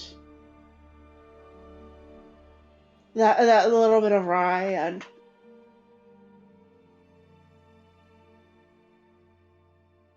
I'm trying to decide if he is going to put voice to the thought that PK is.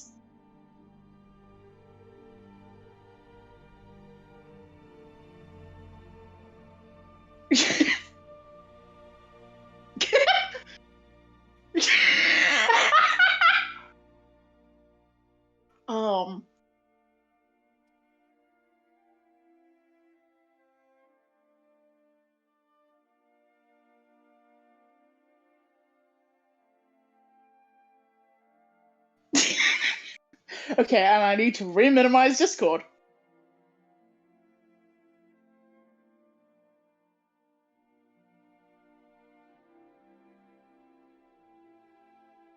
I do appreciate the sympathy and the understanding of the rather unique position.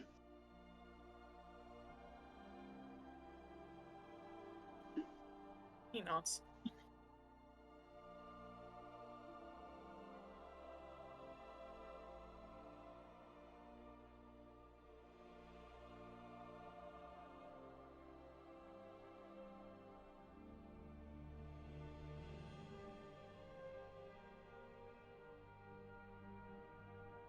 So, I am trying to figure out how to word the question of, so why is it acceptable to inflict that grief upon someone else without it sounding like an attack? Like, Aster is very much trying to, I am not putting you on the defensive, I am...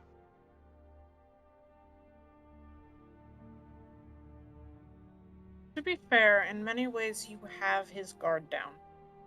Yeah. But I don't want to go for the immediate... Mm-hmm. Like, Aster is very much trying to play this as... One, I am a child who wants to understand, and two, I am not... This is as neutral a ground as I can create with this conversation. Yeah.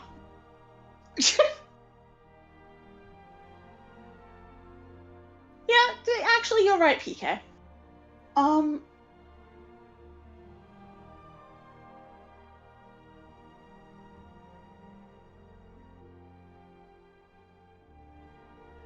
if they hadn't been with us when you found them? If they hadn't been with us when you found us, my apologies.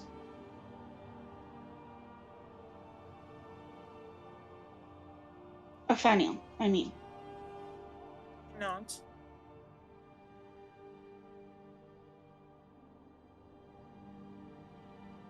How would you have felt and reacted, do you think?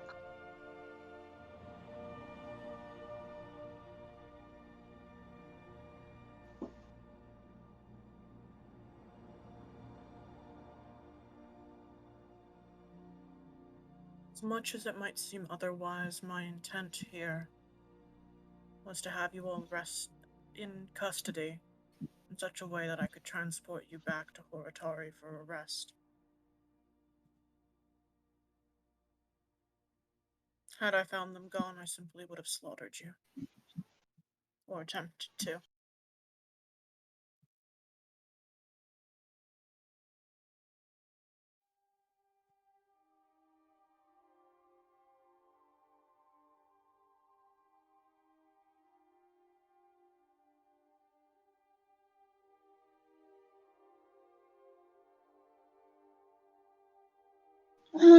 I understand. I would like to believe I would have regretted such an action, as it is not the rule of law, or the proper course of justice. But I cannot promise you that I would have. But at the time, it might not have mattered because we would have stolen probably the most precious person to you. And your grief would have driven you to anger, and you would not have been able to hold yourself back. Perhaps?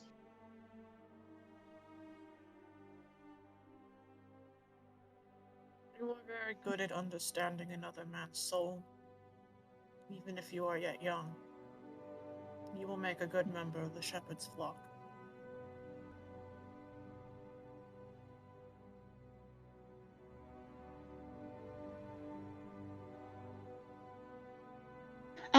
Asta does.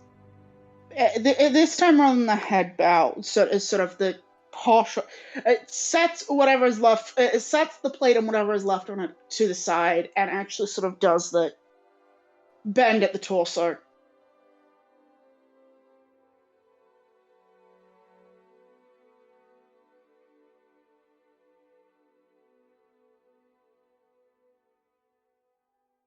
So is it just to inflict that grief upon someone else? That grief and helpless. I don't know if it was anger. I've not had much of a chance to encounter. Was that just? He seems almost confused for a second. I mean, he does know Aster's traveling with Kay. Yeah, but and his mind was so far away from that. I know. That it takes him a second to figure out what the fuck you're talking about.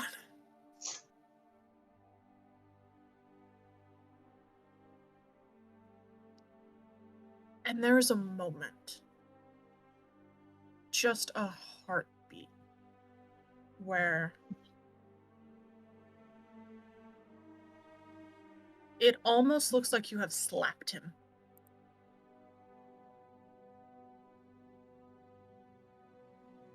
And then you see, a second later, that stony impasse that you have seen from him before you had slowly chipped it away just now. Crashed back into place. Yep, and asked to just... I do only seek to understand. That is my only goal. And none of what we speak about in this tent will leave this tent. But I want to understand the thoughts that went through your head. I will give you the same answer that I gave your friend Agisa. Sometimes you are faced with hard choices that have no good answers. And every option is awful. May I ask about some of the other awful options?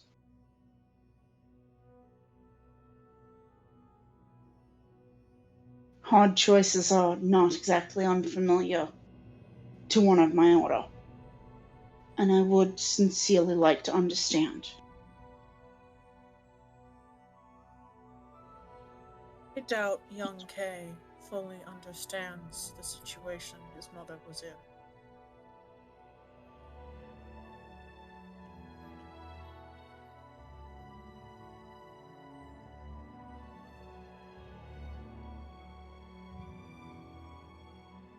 Such a thing reached the ears of many of my friends back home.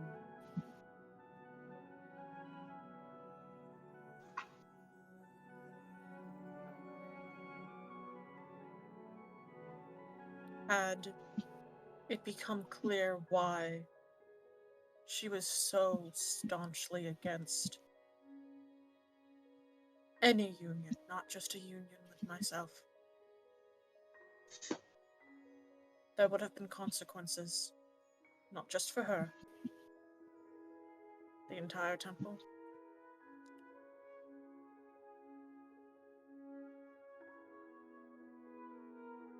Kay's Father, for swaths of the city,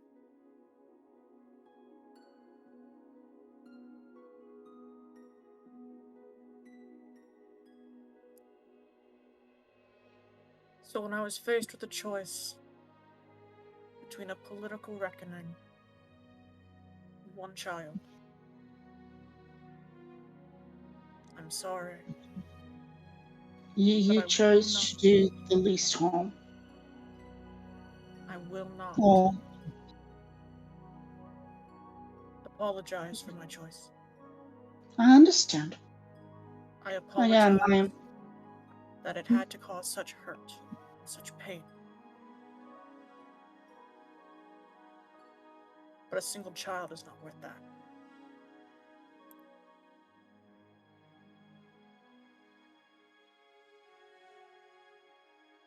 Aston nods acquiescence. He is.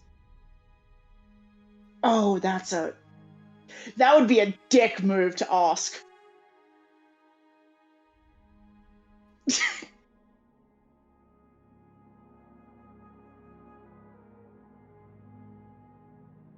If it had been Nathaniel instead, would that have been worth it?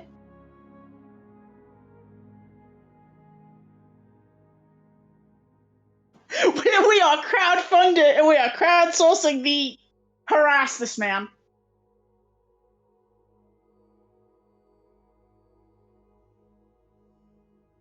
I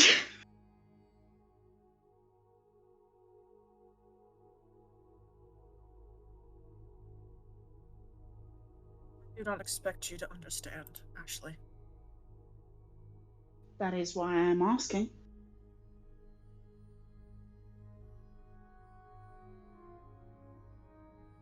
How is a child to learn if they do not ask questions?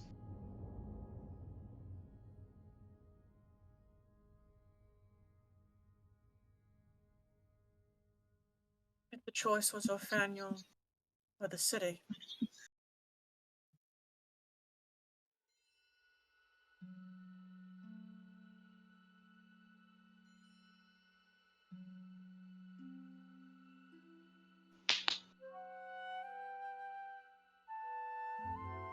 I would have chosen the city.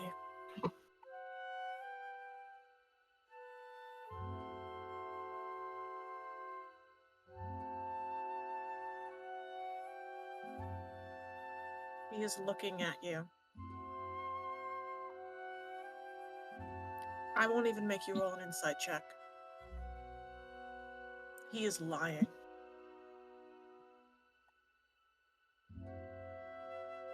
Asta looks at him and gives him the most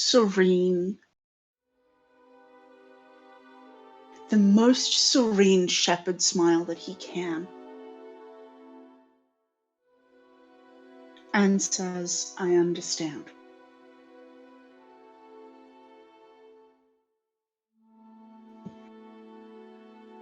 And it is very deliberately invoking the elegance and the survivor's compassion of those who have worked in the shepherd's service, but also with people for a very long time.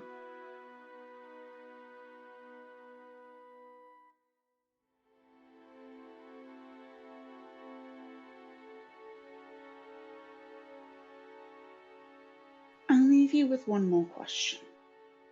And this is not one that I want an answer to, but rather one that I ask in the hopes of provoking thought.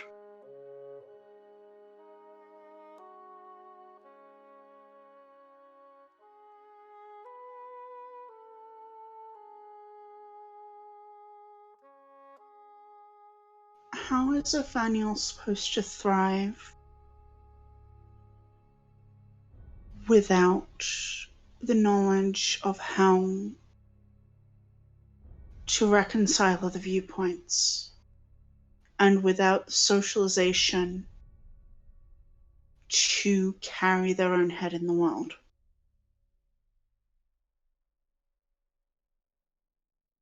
And with Right. that, Astra's going to bow and collect the dishes. As you are doing so, he goes, I'm glad you don't expect an answer. I do not have to explain my choices regarding my private family to you. No, you don't. But I'd like you to think about it. At least in service of the philosophy discussion we were having earlier. You know, And he's going to bow, and I will take my leave, Master Walsh. you will make a good member of the shepherd's flock. Thank you.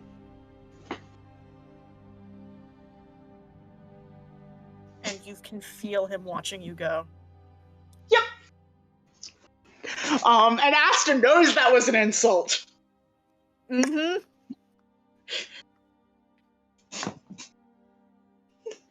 Anyways, I love Aster. Yeah. The I'm line. glad I was able to convey him being. The line with the when how is a child to understand if they don't ask questions? Yeah, Literally, same. Nocturne and I started clapping and Yeah, shouting. same. We were so excited about it. I'm like, that's exactly fucking Nathaniel right there. Oh my god. Ah. OMG. I'm sorry I couldn't stop typing. I was full of rage. No, it was fucking incredible. It just, I had to measure out when I was reading it, because otherwise I would. Mm-hmm. I needed to kill. Walsh is a villain for a reason. Yeah. I'm going. Oh, He's yeah. a very good villain. You are doing I'm such a going- good job with him, but I can I fix want him. this I'm gonna man bite dead. him. He's so rancid and I love him.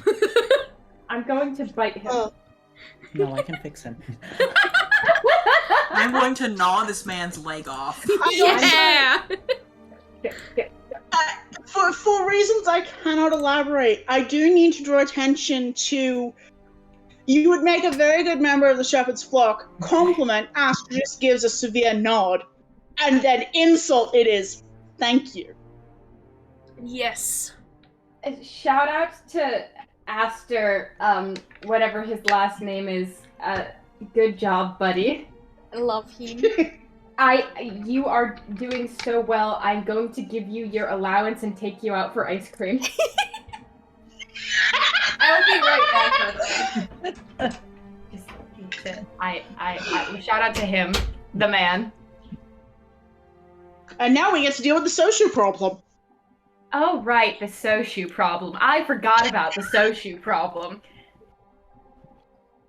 Sorry for making Walsh like that. No, he needs Do to not be like that. apologize. I'm gonna bite him. We've been doing so well, and then Asta went, you know what? Violence. Aster chose violence, yeah. and I love him for it. As he should. As he should. I want that man to sit in his tent and accept the fact that he had to lie in answer to that question. Because he knows he's lying. He knows he's lying, and he knows that Asta knows he was lying. There is no objective truth. Get fucked, you bitch. I love him so much. Fucking mood. The one Starbucks conversation I have with Parker about fucking Walsh and Julius's character. Back in Gatober Part 1. I don't quite remember what I said to you at the time. Well, it wasn't like a lot of stuff, but it was like kind of giving a vague sense of like some of his motivations and like an understanding of like why this was the way it was, and like the fact that like yeah, he loves his child. It's just a very layered version of that where it's like duty over everything else basically. And It's also, just good. actually, it would have been very interesting if Walsh had turned the faith question back on Asta. He didn't expect a 15-year-old to have that answer. I like the part where people look at Asta and like, this is a little child, and then they look at him and it's like, oh, that's a little fucked up actually, because they're like, oh man, Shepherd. That boy's got so much Shepherd on him. Yeah. That's the best part about NPCs who don't know that Aster is in his 30s. Yeah. Is when they're like, oh man, the Shepherd really got this one, bud. And to be fair, they're right about that too. Just, you know. Different. Has different implications.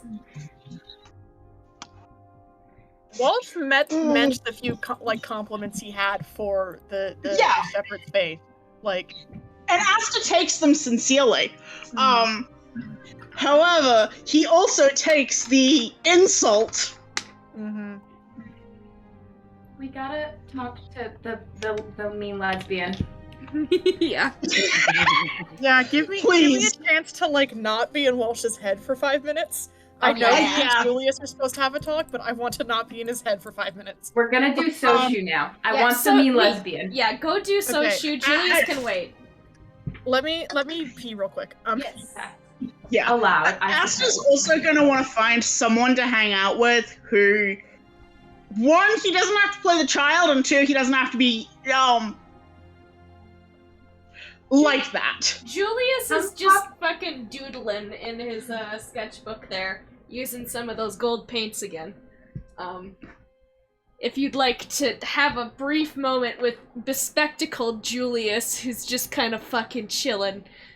He's wearing his glasses. He's in dad mode. Yeah, like I told you before. I think Asta will just kind of. I've told you before, they're like those half-moon glasses that, like, you know, Dumbledore would wear. God forbid we mention this cursed stuff, but like I've seen them at work. People wear them. Anyways, yeah, it's those type of like reading glasses sort of thing. We love a man whose eyes got ruined from being in the dark for 3 fucking years. Poor guy. Yeah, I think Asta is just gonna plunk down next to Julius. Mm-hmm. Julius will look up. Ideal.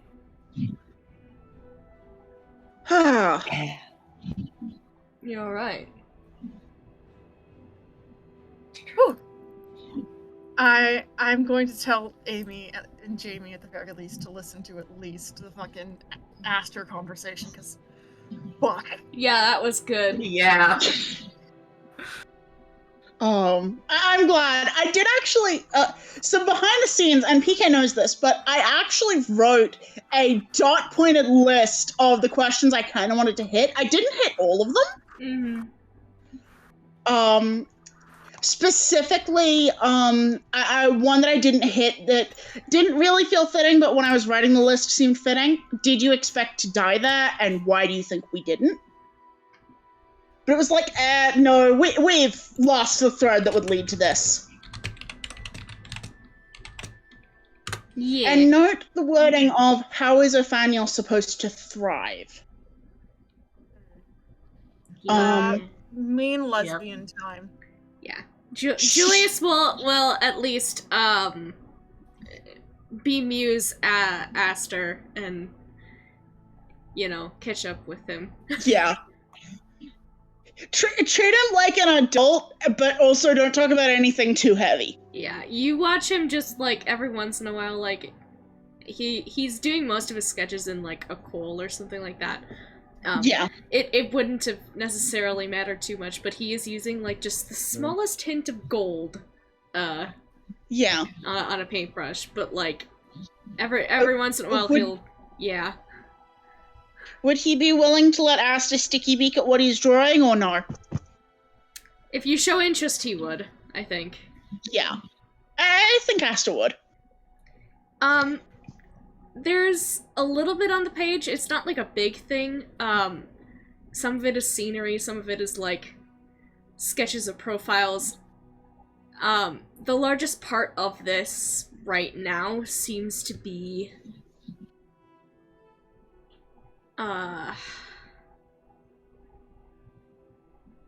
some sort of rendition of the star sky that we had seen when we left.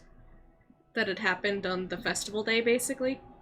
Yeah. But there is some instance of, like, being far away from it, like, in a distance, so that you can see the caravan of us moving in the background as, like, a silhouette, and then the sky is the main portion of it, along with everything else. It's not in big detail, because he only has the gold paints and his own other, sketchy sort of materials with him, but that is what he has. Yeah.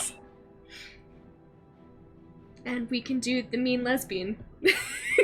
Mean lesbian. Wet rat time. Wet rat time. I'm muting for that because I don't think I have another heavy NPC interaction, and also Astra's only involved in this by right of being part of the party. Is it possible for a socio interaction to really be heavy? I mean, have you seen the way that guy talks? He's too wet and too much of a rat for it to be I've heavy. seen the way that guy talks, and it's so fruity. I might turn on camera a little bit for it. Yeah. Let me see him. Where is my Blorba? So in these moments after this, when you sort of all clump together and finally approach Soshu again, he looks up from where he is sitting, still gagged, but very expectant.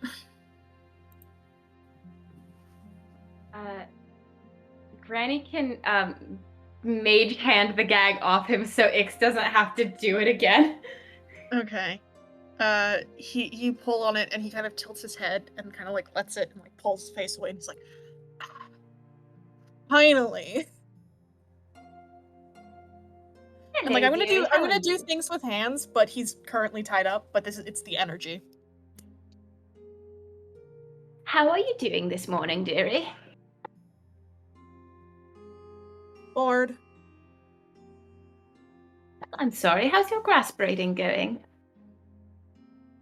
He looks down at where he's sitting, and you look down, and there's like a good like couple of rows of like twisted grass, and he's like, I got bored of that around like 2 a.m. Oh no. Should have brought you a picture book or something. Yeah, okay. How? Can you not turn pages with one hand, dearie? Sure, but like, how am I supposed to like whatever, who cares, untie me? Just wanted to, make sure everything was proper and clear. Fine. Do you want me to like hand on my heart recite our promises or something? Do you want a pinky promise here? Yeah, that'd be very sweet. Do you believe in those things? No, but I thought it might make you feel better. Oh, no, I just like to do what the children like. Hmm. Anyway. Weird. You let me go. I tell you my guesses about Walsh and Nashimura, and I go and I give you the proof that you need, and then also Wiggles is like kind of does this at Irene, and I get my stuff and the things that I want. All right. And everyone agrees?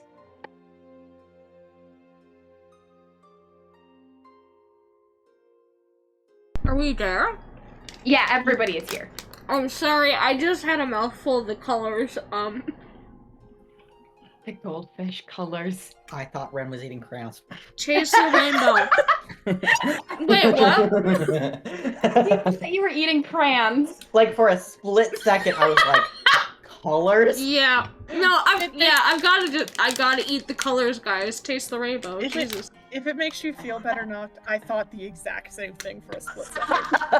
I'm sorry I didn't specify the goldfish colors. I thought colors would be enough in this game. Hell. No, illegal. Damn it. If he gets agreements from the party. We ended up looting all the stuff that was of importance, right? Just out of character. Okay. Julius will, like, make a show of, like, seeming like, I don't know about it. Can I try to deceive this wet rat? I feel like, sorry not to interrupt, but I feel like specifically he requested that he got pick of the stuff we took off the men. Yeah. Yeah, that's why we haven't distributed anything yet. Yeah. Beyond poking at one of the tubes to see if we can figure out what it does, and then it doesn't do anything. Because we didn't want to get rid of the tubes. We shouldn't give him the tubes. Here's the thing. Here's the thing. Granny is giving him the tubes if it's the tubes he wants. This is like all out of character, but if he wants the tubes, he's getting the tubes. Could we sorry, I finishing up the colors. Just like crayons. Just like crayons. Just as filling too. Anyways, did we end up getting like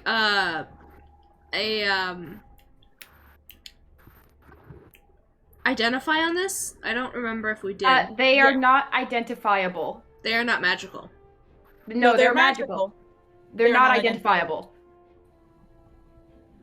I don't like that. Could I ask beforehand when we had figured this out, because I wasn't around. Yeah. Could Julius have asked that we ask him before we give him these things? Like what they are, and the only way he'll get them back is if he tells us the truth about what they are used for, or what they are, or both? If you want that to be the case, Irene would say that she can't be there for that. Because I cannot stress enough. This man is getting the tubes.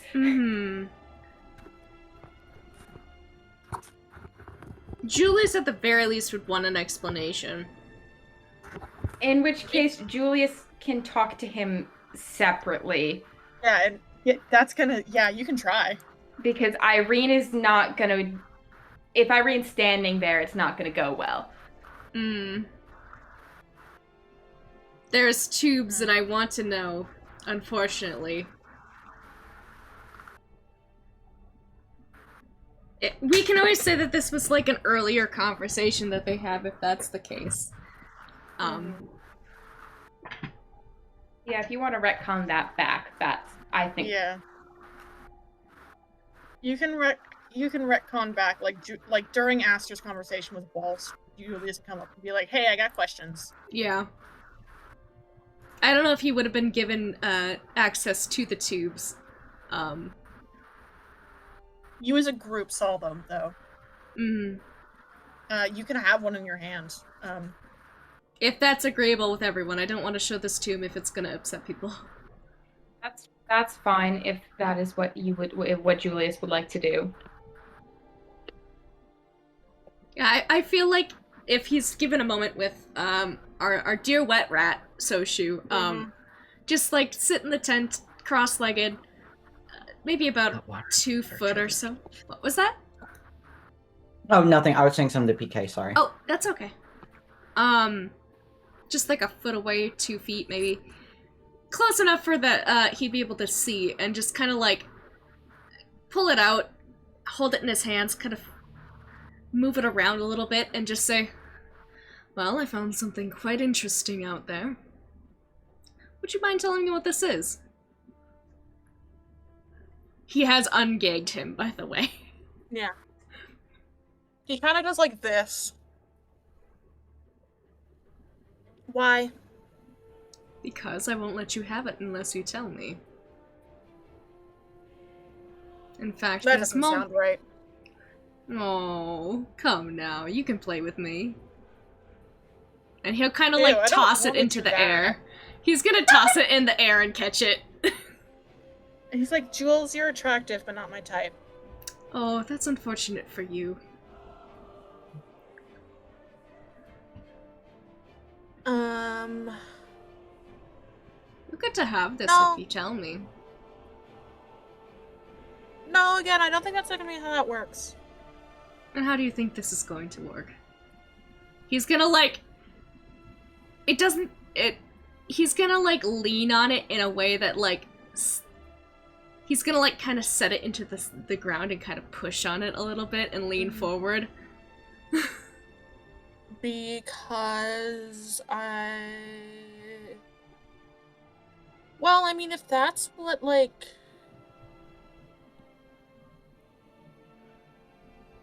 I'm trading my stuff for,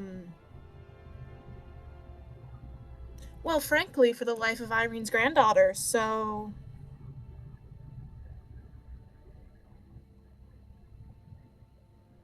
He's not gonna let that shake him. I think I'm just gonna get what I want.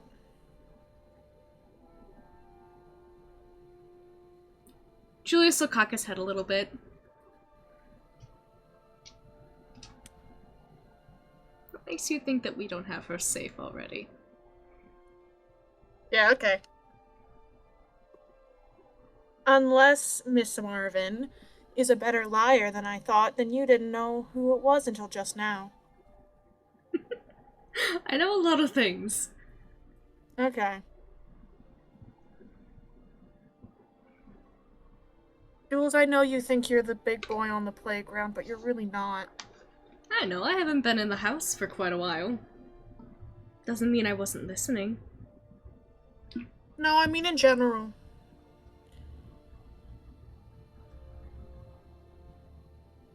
You know you're small shit, right? Of course I do. What do you take me for, a fucking idiot? Okay. You're just throwing your shit around like you think you're bigger shit. He just grins at him a little bit. I mean... if there's something else you can give me for me telling you what I know about that, then we can make another deal, but...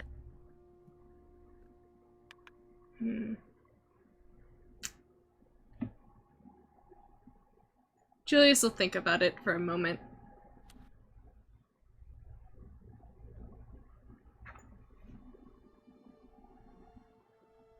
I'm trying to think if there's anything Julius can say. I'm trying to... Would I get a gauge of what would probably, like, of my knowledge that this wet rat would be interested in?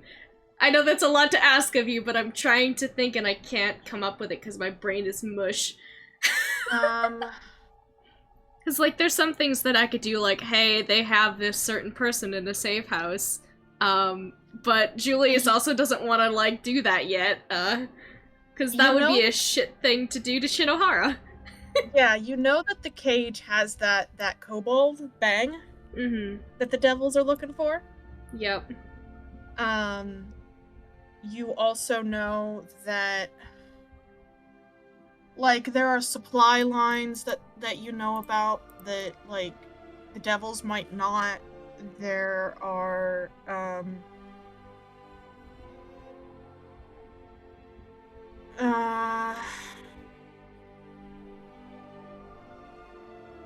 Could I think of any? There's probably some information about how, like, inner city Horitari works that you might think you don't know if this guy would know. Would I think of anything outside of the city that could be of interest to him? Like, the information about, like, the Golden Skulls, or, like... I think,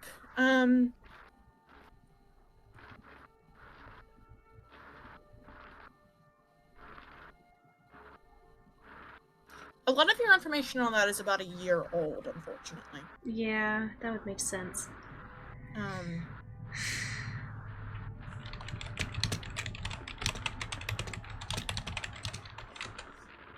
You do know what Koos told you about the Sunrise Council and the skulls. Well, we're definitely not going to be using that information for a while. And other people already know about it, but, Julius will kind of, like, cock his head a little bit and just say, I have it on good authority that there's other players in the council. In Horitari. Our dear Golden Skulls. They have an agent somewhere in there, if that's of any use. Like, are you saying, like, on the council? On the council?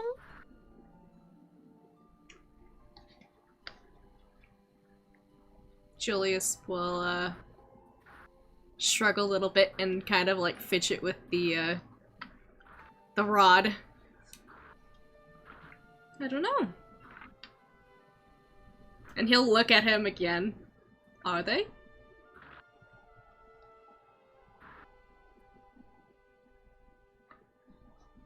Alright. I see. Those things. They give them to the mages. There's some sort of magic in them. Nashimura has quite a few. I know they come from overseas.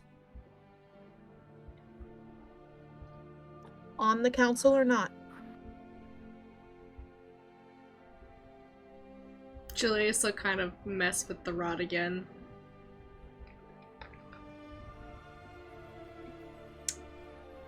Would I have heard that they were on the council or not? I can't remember. It was somebody... She suspected that they either were or extremely close to someone who was. Most likely on the council. And if not that, someone very, very close to them. Enough to influence things, if they so desire.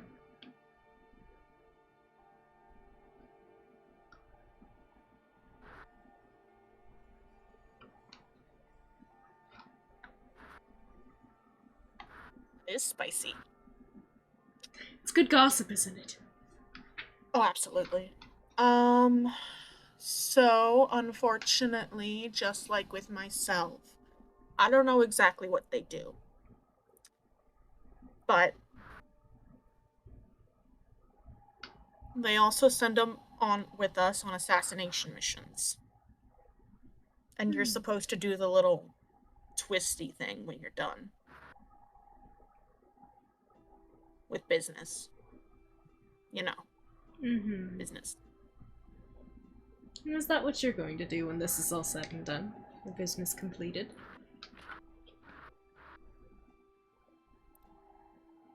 I mean...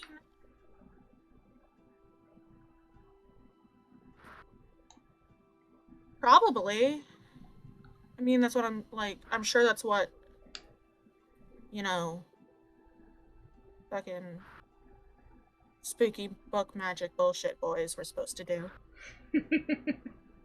Right.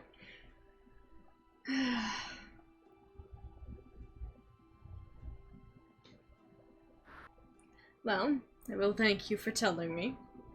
And I hope the information I gave you was at least a little bit interesting to chew on. Oh, it is. And he's gonna put the fucking mouth gag back on him. And give his cheek another little pat and ruffle his hair a little bit. You get the energy that Soshi would bite if he could. Yeah. Anyways, we can fast forward to Granny. That's why he got gagged first. Yeah. Yeah, fast forward to Granny. Sorry, Granny. And Soshi. The agreement, getting agreement from the rest of the party, he, holds his hands out expectantly. Granny will untie him. Oh, I forgot that I didn't need to unmute. I am dumb. He happily does it, and then he kind of looks at both of his skin, and he's like, "No, that shouldn't scar. Good." Okay. Guesses and Walshy boy, right? Okay. I'll start with Walshy boy. I know that he's met with Nashimura a couple of times in person. This is the third time I've met him. And that's 3 times too many. For the record. But he mostly keeps in contact via...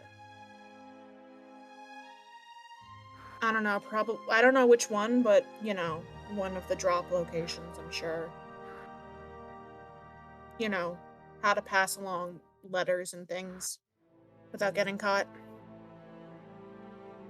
I don't know which specific one he uses.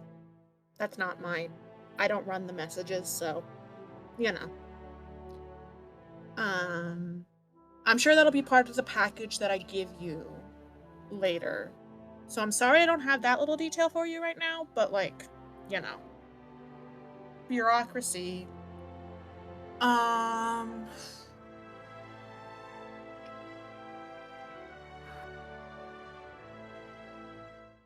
The first time he got in contact was when you were, had your little, incident. When you were little. And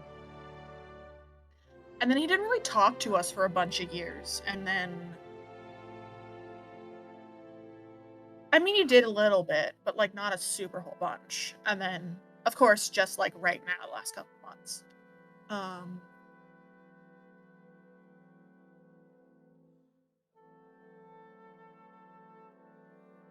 I wouldn't say he ordered a hit on you just now with the whole whatever the fuck that tomb is. I don't know. He tried to explain it to me and I fell asleep. I would like to ask, though, just in general, about the whole, keeping imprisoned and shit. Did you guys lie to him and say that we were still stuck in there for the last 10 years? Oh, you'd have to ask Nashimura and the Shadows fuckers about that. Alright, that makes sense. Carry on. I wouldn't be surprised if they did, though. Yeah, no, that's why I was asking. I figured they either lied or he already knew about it and he was pissed about it. Oh, he was definitely pissed. Julius looks pleased and he's chuckling about it.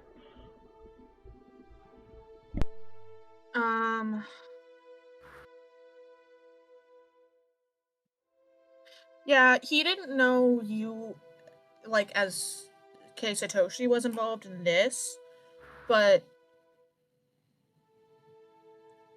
I don't know, he got mad at me and started yelling at me about not killing the kid, and I was like, bruh, that wasn't my job. That was like 20 years ago. And I wasn't here for it. Don't get mad at me. And then he got mad at me anyway, and I was like, bruh. Anyway.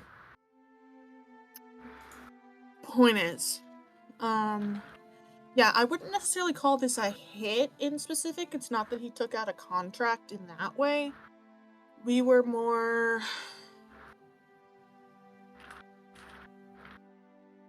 He kept insisting he didn't want anyone dead, that he wanted them caught and brought home alive.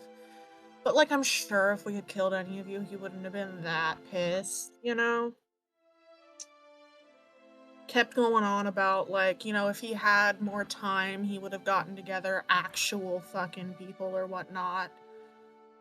Whatever. You know? We were fastest, I guess. We all know he's talking out his ass. It's what he does best. I mean, I don't know. At, like, day 2, I stopped listening to most of what he was saying. I think that's the best way to interact with him.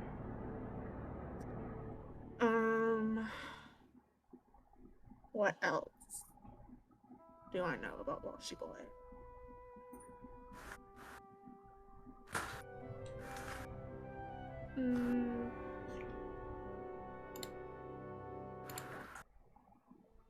He really doesn't like it when he finds rocks in his bedroll.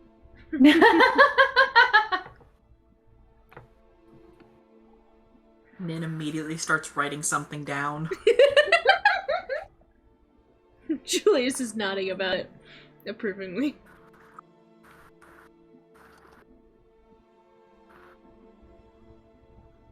Okay, as for my guesses, as to why he dealt with us, right? Yeah, that was the question.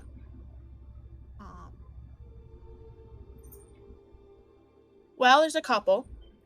One, again, we're just faster and more available to him in Horitari. Like, Jules, we were talking about the skulls earlier. Hmm. And I guess with that, they would be more like here, but like I didn't think that was the case. So maybe it was just like a proximity thing. Right. But you all are more ingrained in the city, at least have been for quite a while. Yeah, we're holding on to the city and we're not letting it go. But Julius just rolls his eyes. Yeah. Small fry. Piece of shit. If what you're saying is true, though, then maybe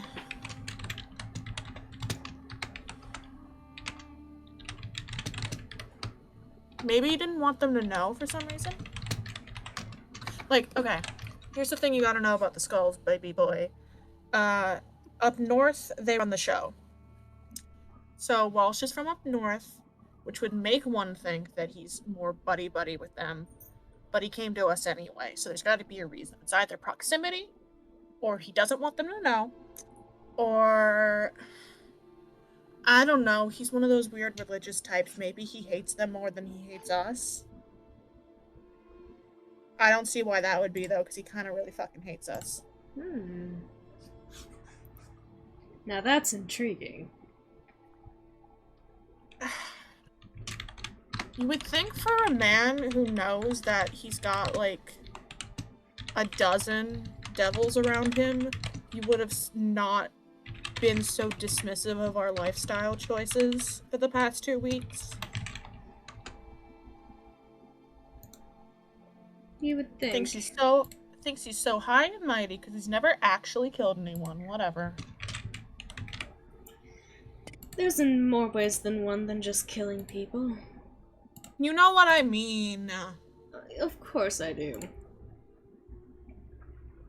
I'm just saying Not he killed may not anybody, he's never done any of the dirty work himself. And that he makes him think he's so much better than us. We're the types that clean up after their shit. Yeah. Listen.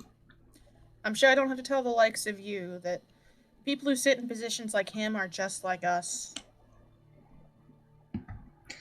They just don't end up on the guillotine for it. Your help, we can change this. Right.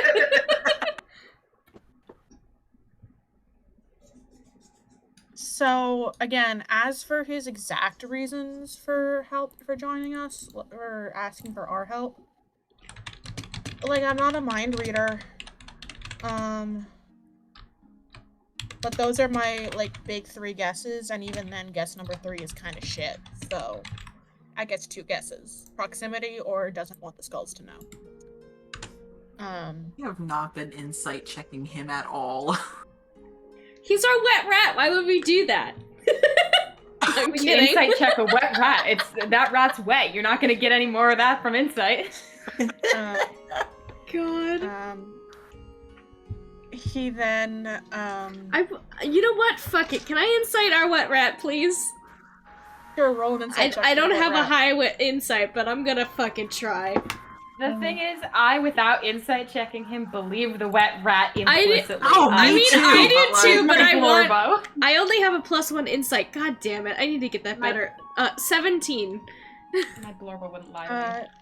So, when he was listing off the things that he knows in terms of facts, like, it's very much like, yeah, this is what I know, this is, like, the shit. His guesses, like, it's not that he's inherently lying to you, but he very much knows these are conjecture. Just, like, in that, like... But there's also kind of a vibe of, like... I don't know why you're putting so much stock into my guesses, but whatever. Yeah. He's like a Blorbo to us. Okay. Like, he's like, y'all know I don't know shit. Like, I don't know why you're so obsessed with, like, my, like, gossip, but whatever.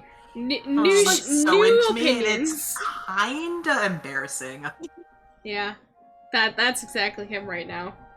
And then he just anything else?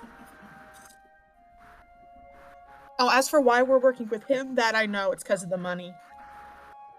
Do you know where it's coming from on his end? We don't ask that question. Figures, but... Why would we ask that question? I know. I just wanted to know if you knew. Do you ask that question from the people who work with your little fucking small fry shit? Don't usually have to. Yeah, because it's a dumb question to ask. This is also interesting to listen to. It's such a different perspective. Julius is going to smack him with his till. Ow! Play nice, children. I didn't give you permission to do that. I'm sorry. Listen, I thought you'd respect the rules of consent more than that, but whatever. Oh.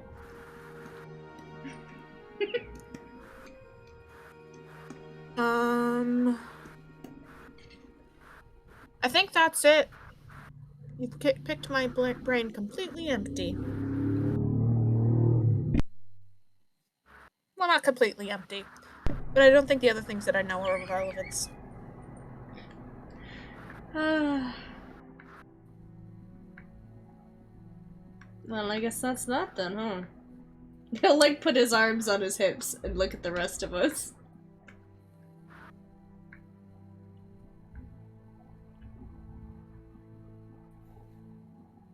If we're done, my things, please. I have to like to have one little private chat, you know, before we. Sure. Can I have my things? Just my things. I will give you your things when you have heard what I have had to say. You have to be patient, dear. Julius will start heading for the tent flap so we can leave her in peace. To talk with the dear wet rat. Hold it open for everyone. Everyone abandon at Granny's behest. He will give her like a look of like, this is good. Granny will give a thumbs up, which she learned from Nagi is the hip cool thing that kids do these days.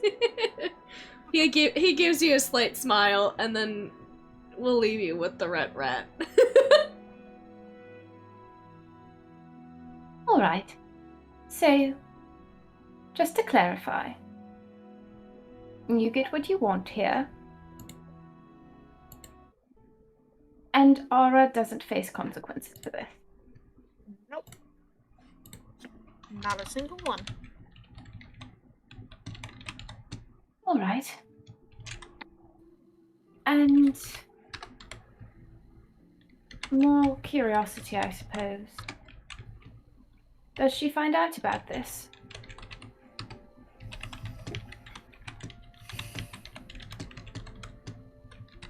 She doesn't have to.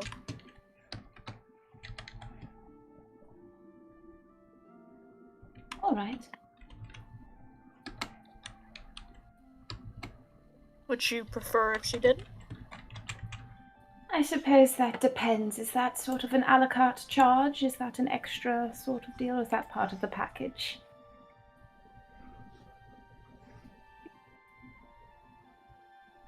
You know, I'll let you have that one for free. Oh, you're so sweet, dearie. My heart is bountiful and generous. Oh, indeed. All right. Well, in that case, I wouldn't want to trouble her with any concerns like this, if at all possible.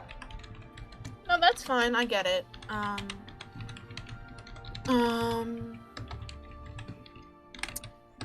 do want to be clear, though, Miss Marvin.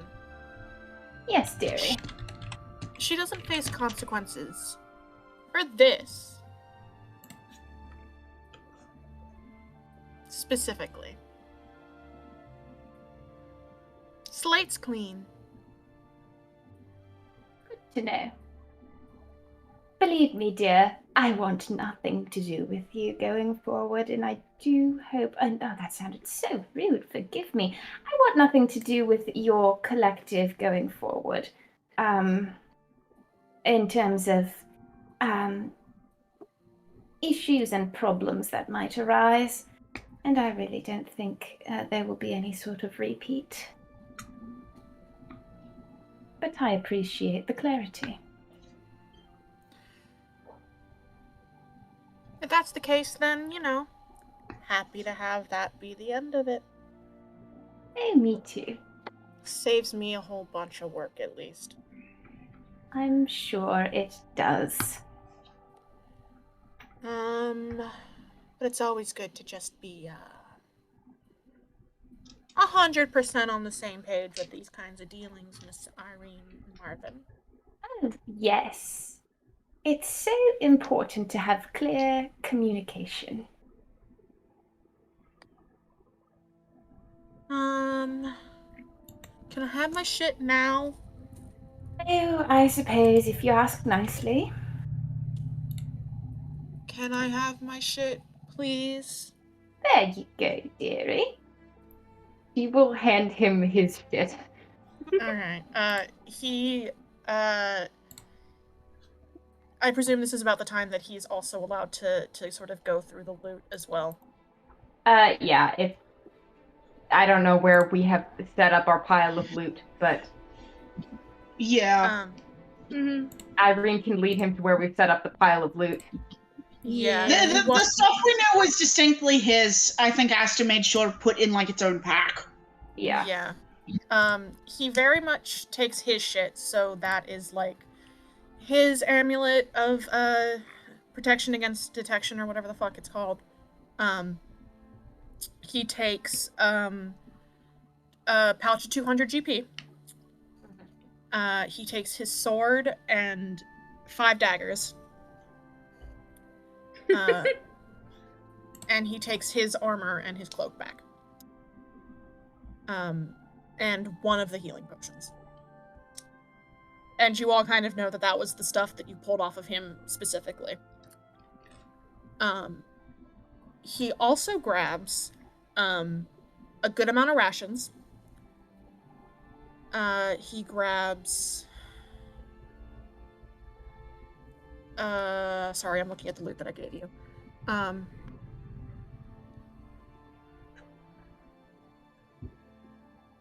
He sort of goes through kind of the personal items a little bit, and then kind of, like, disregards a lot of them.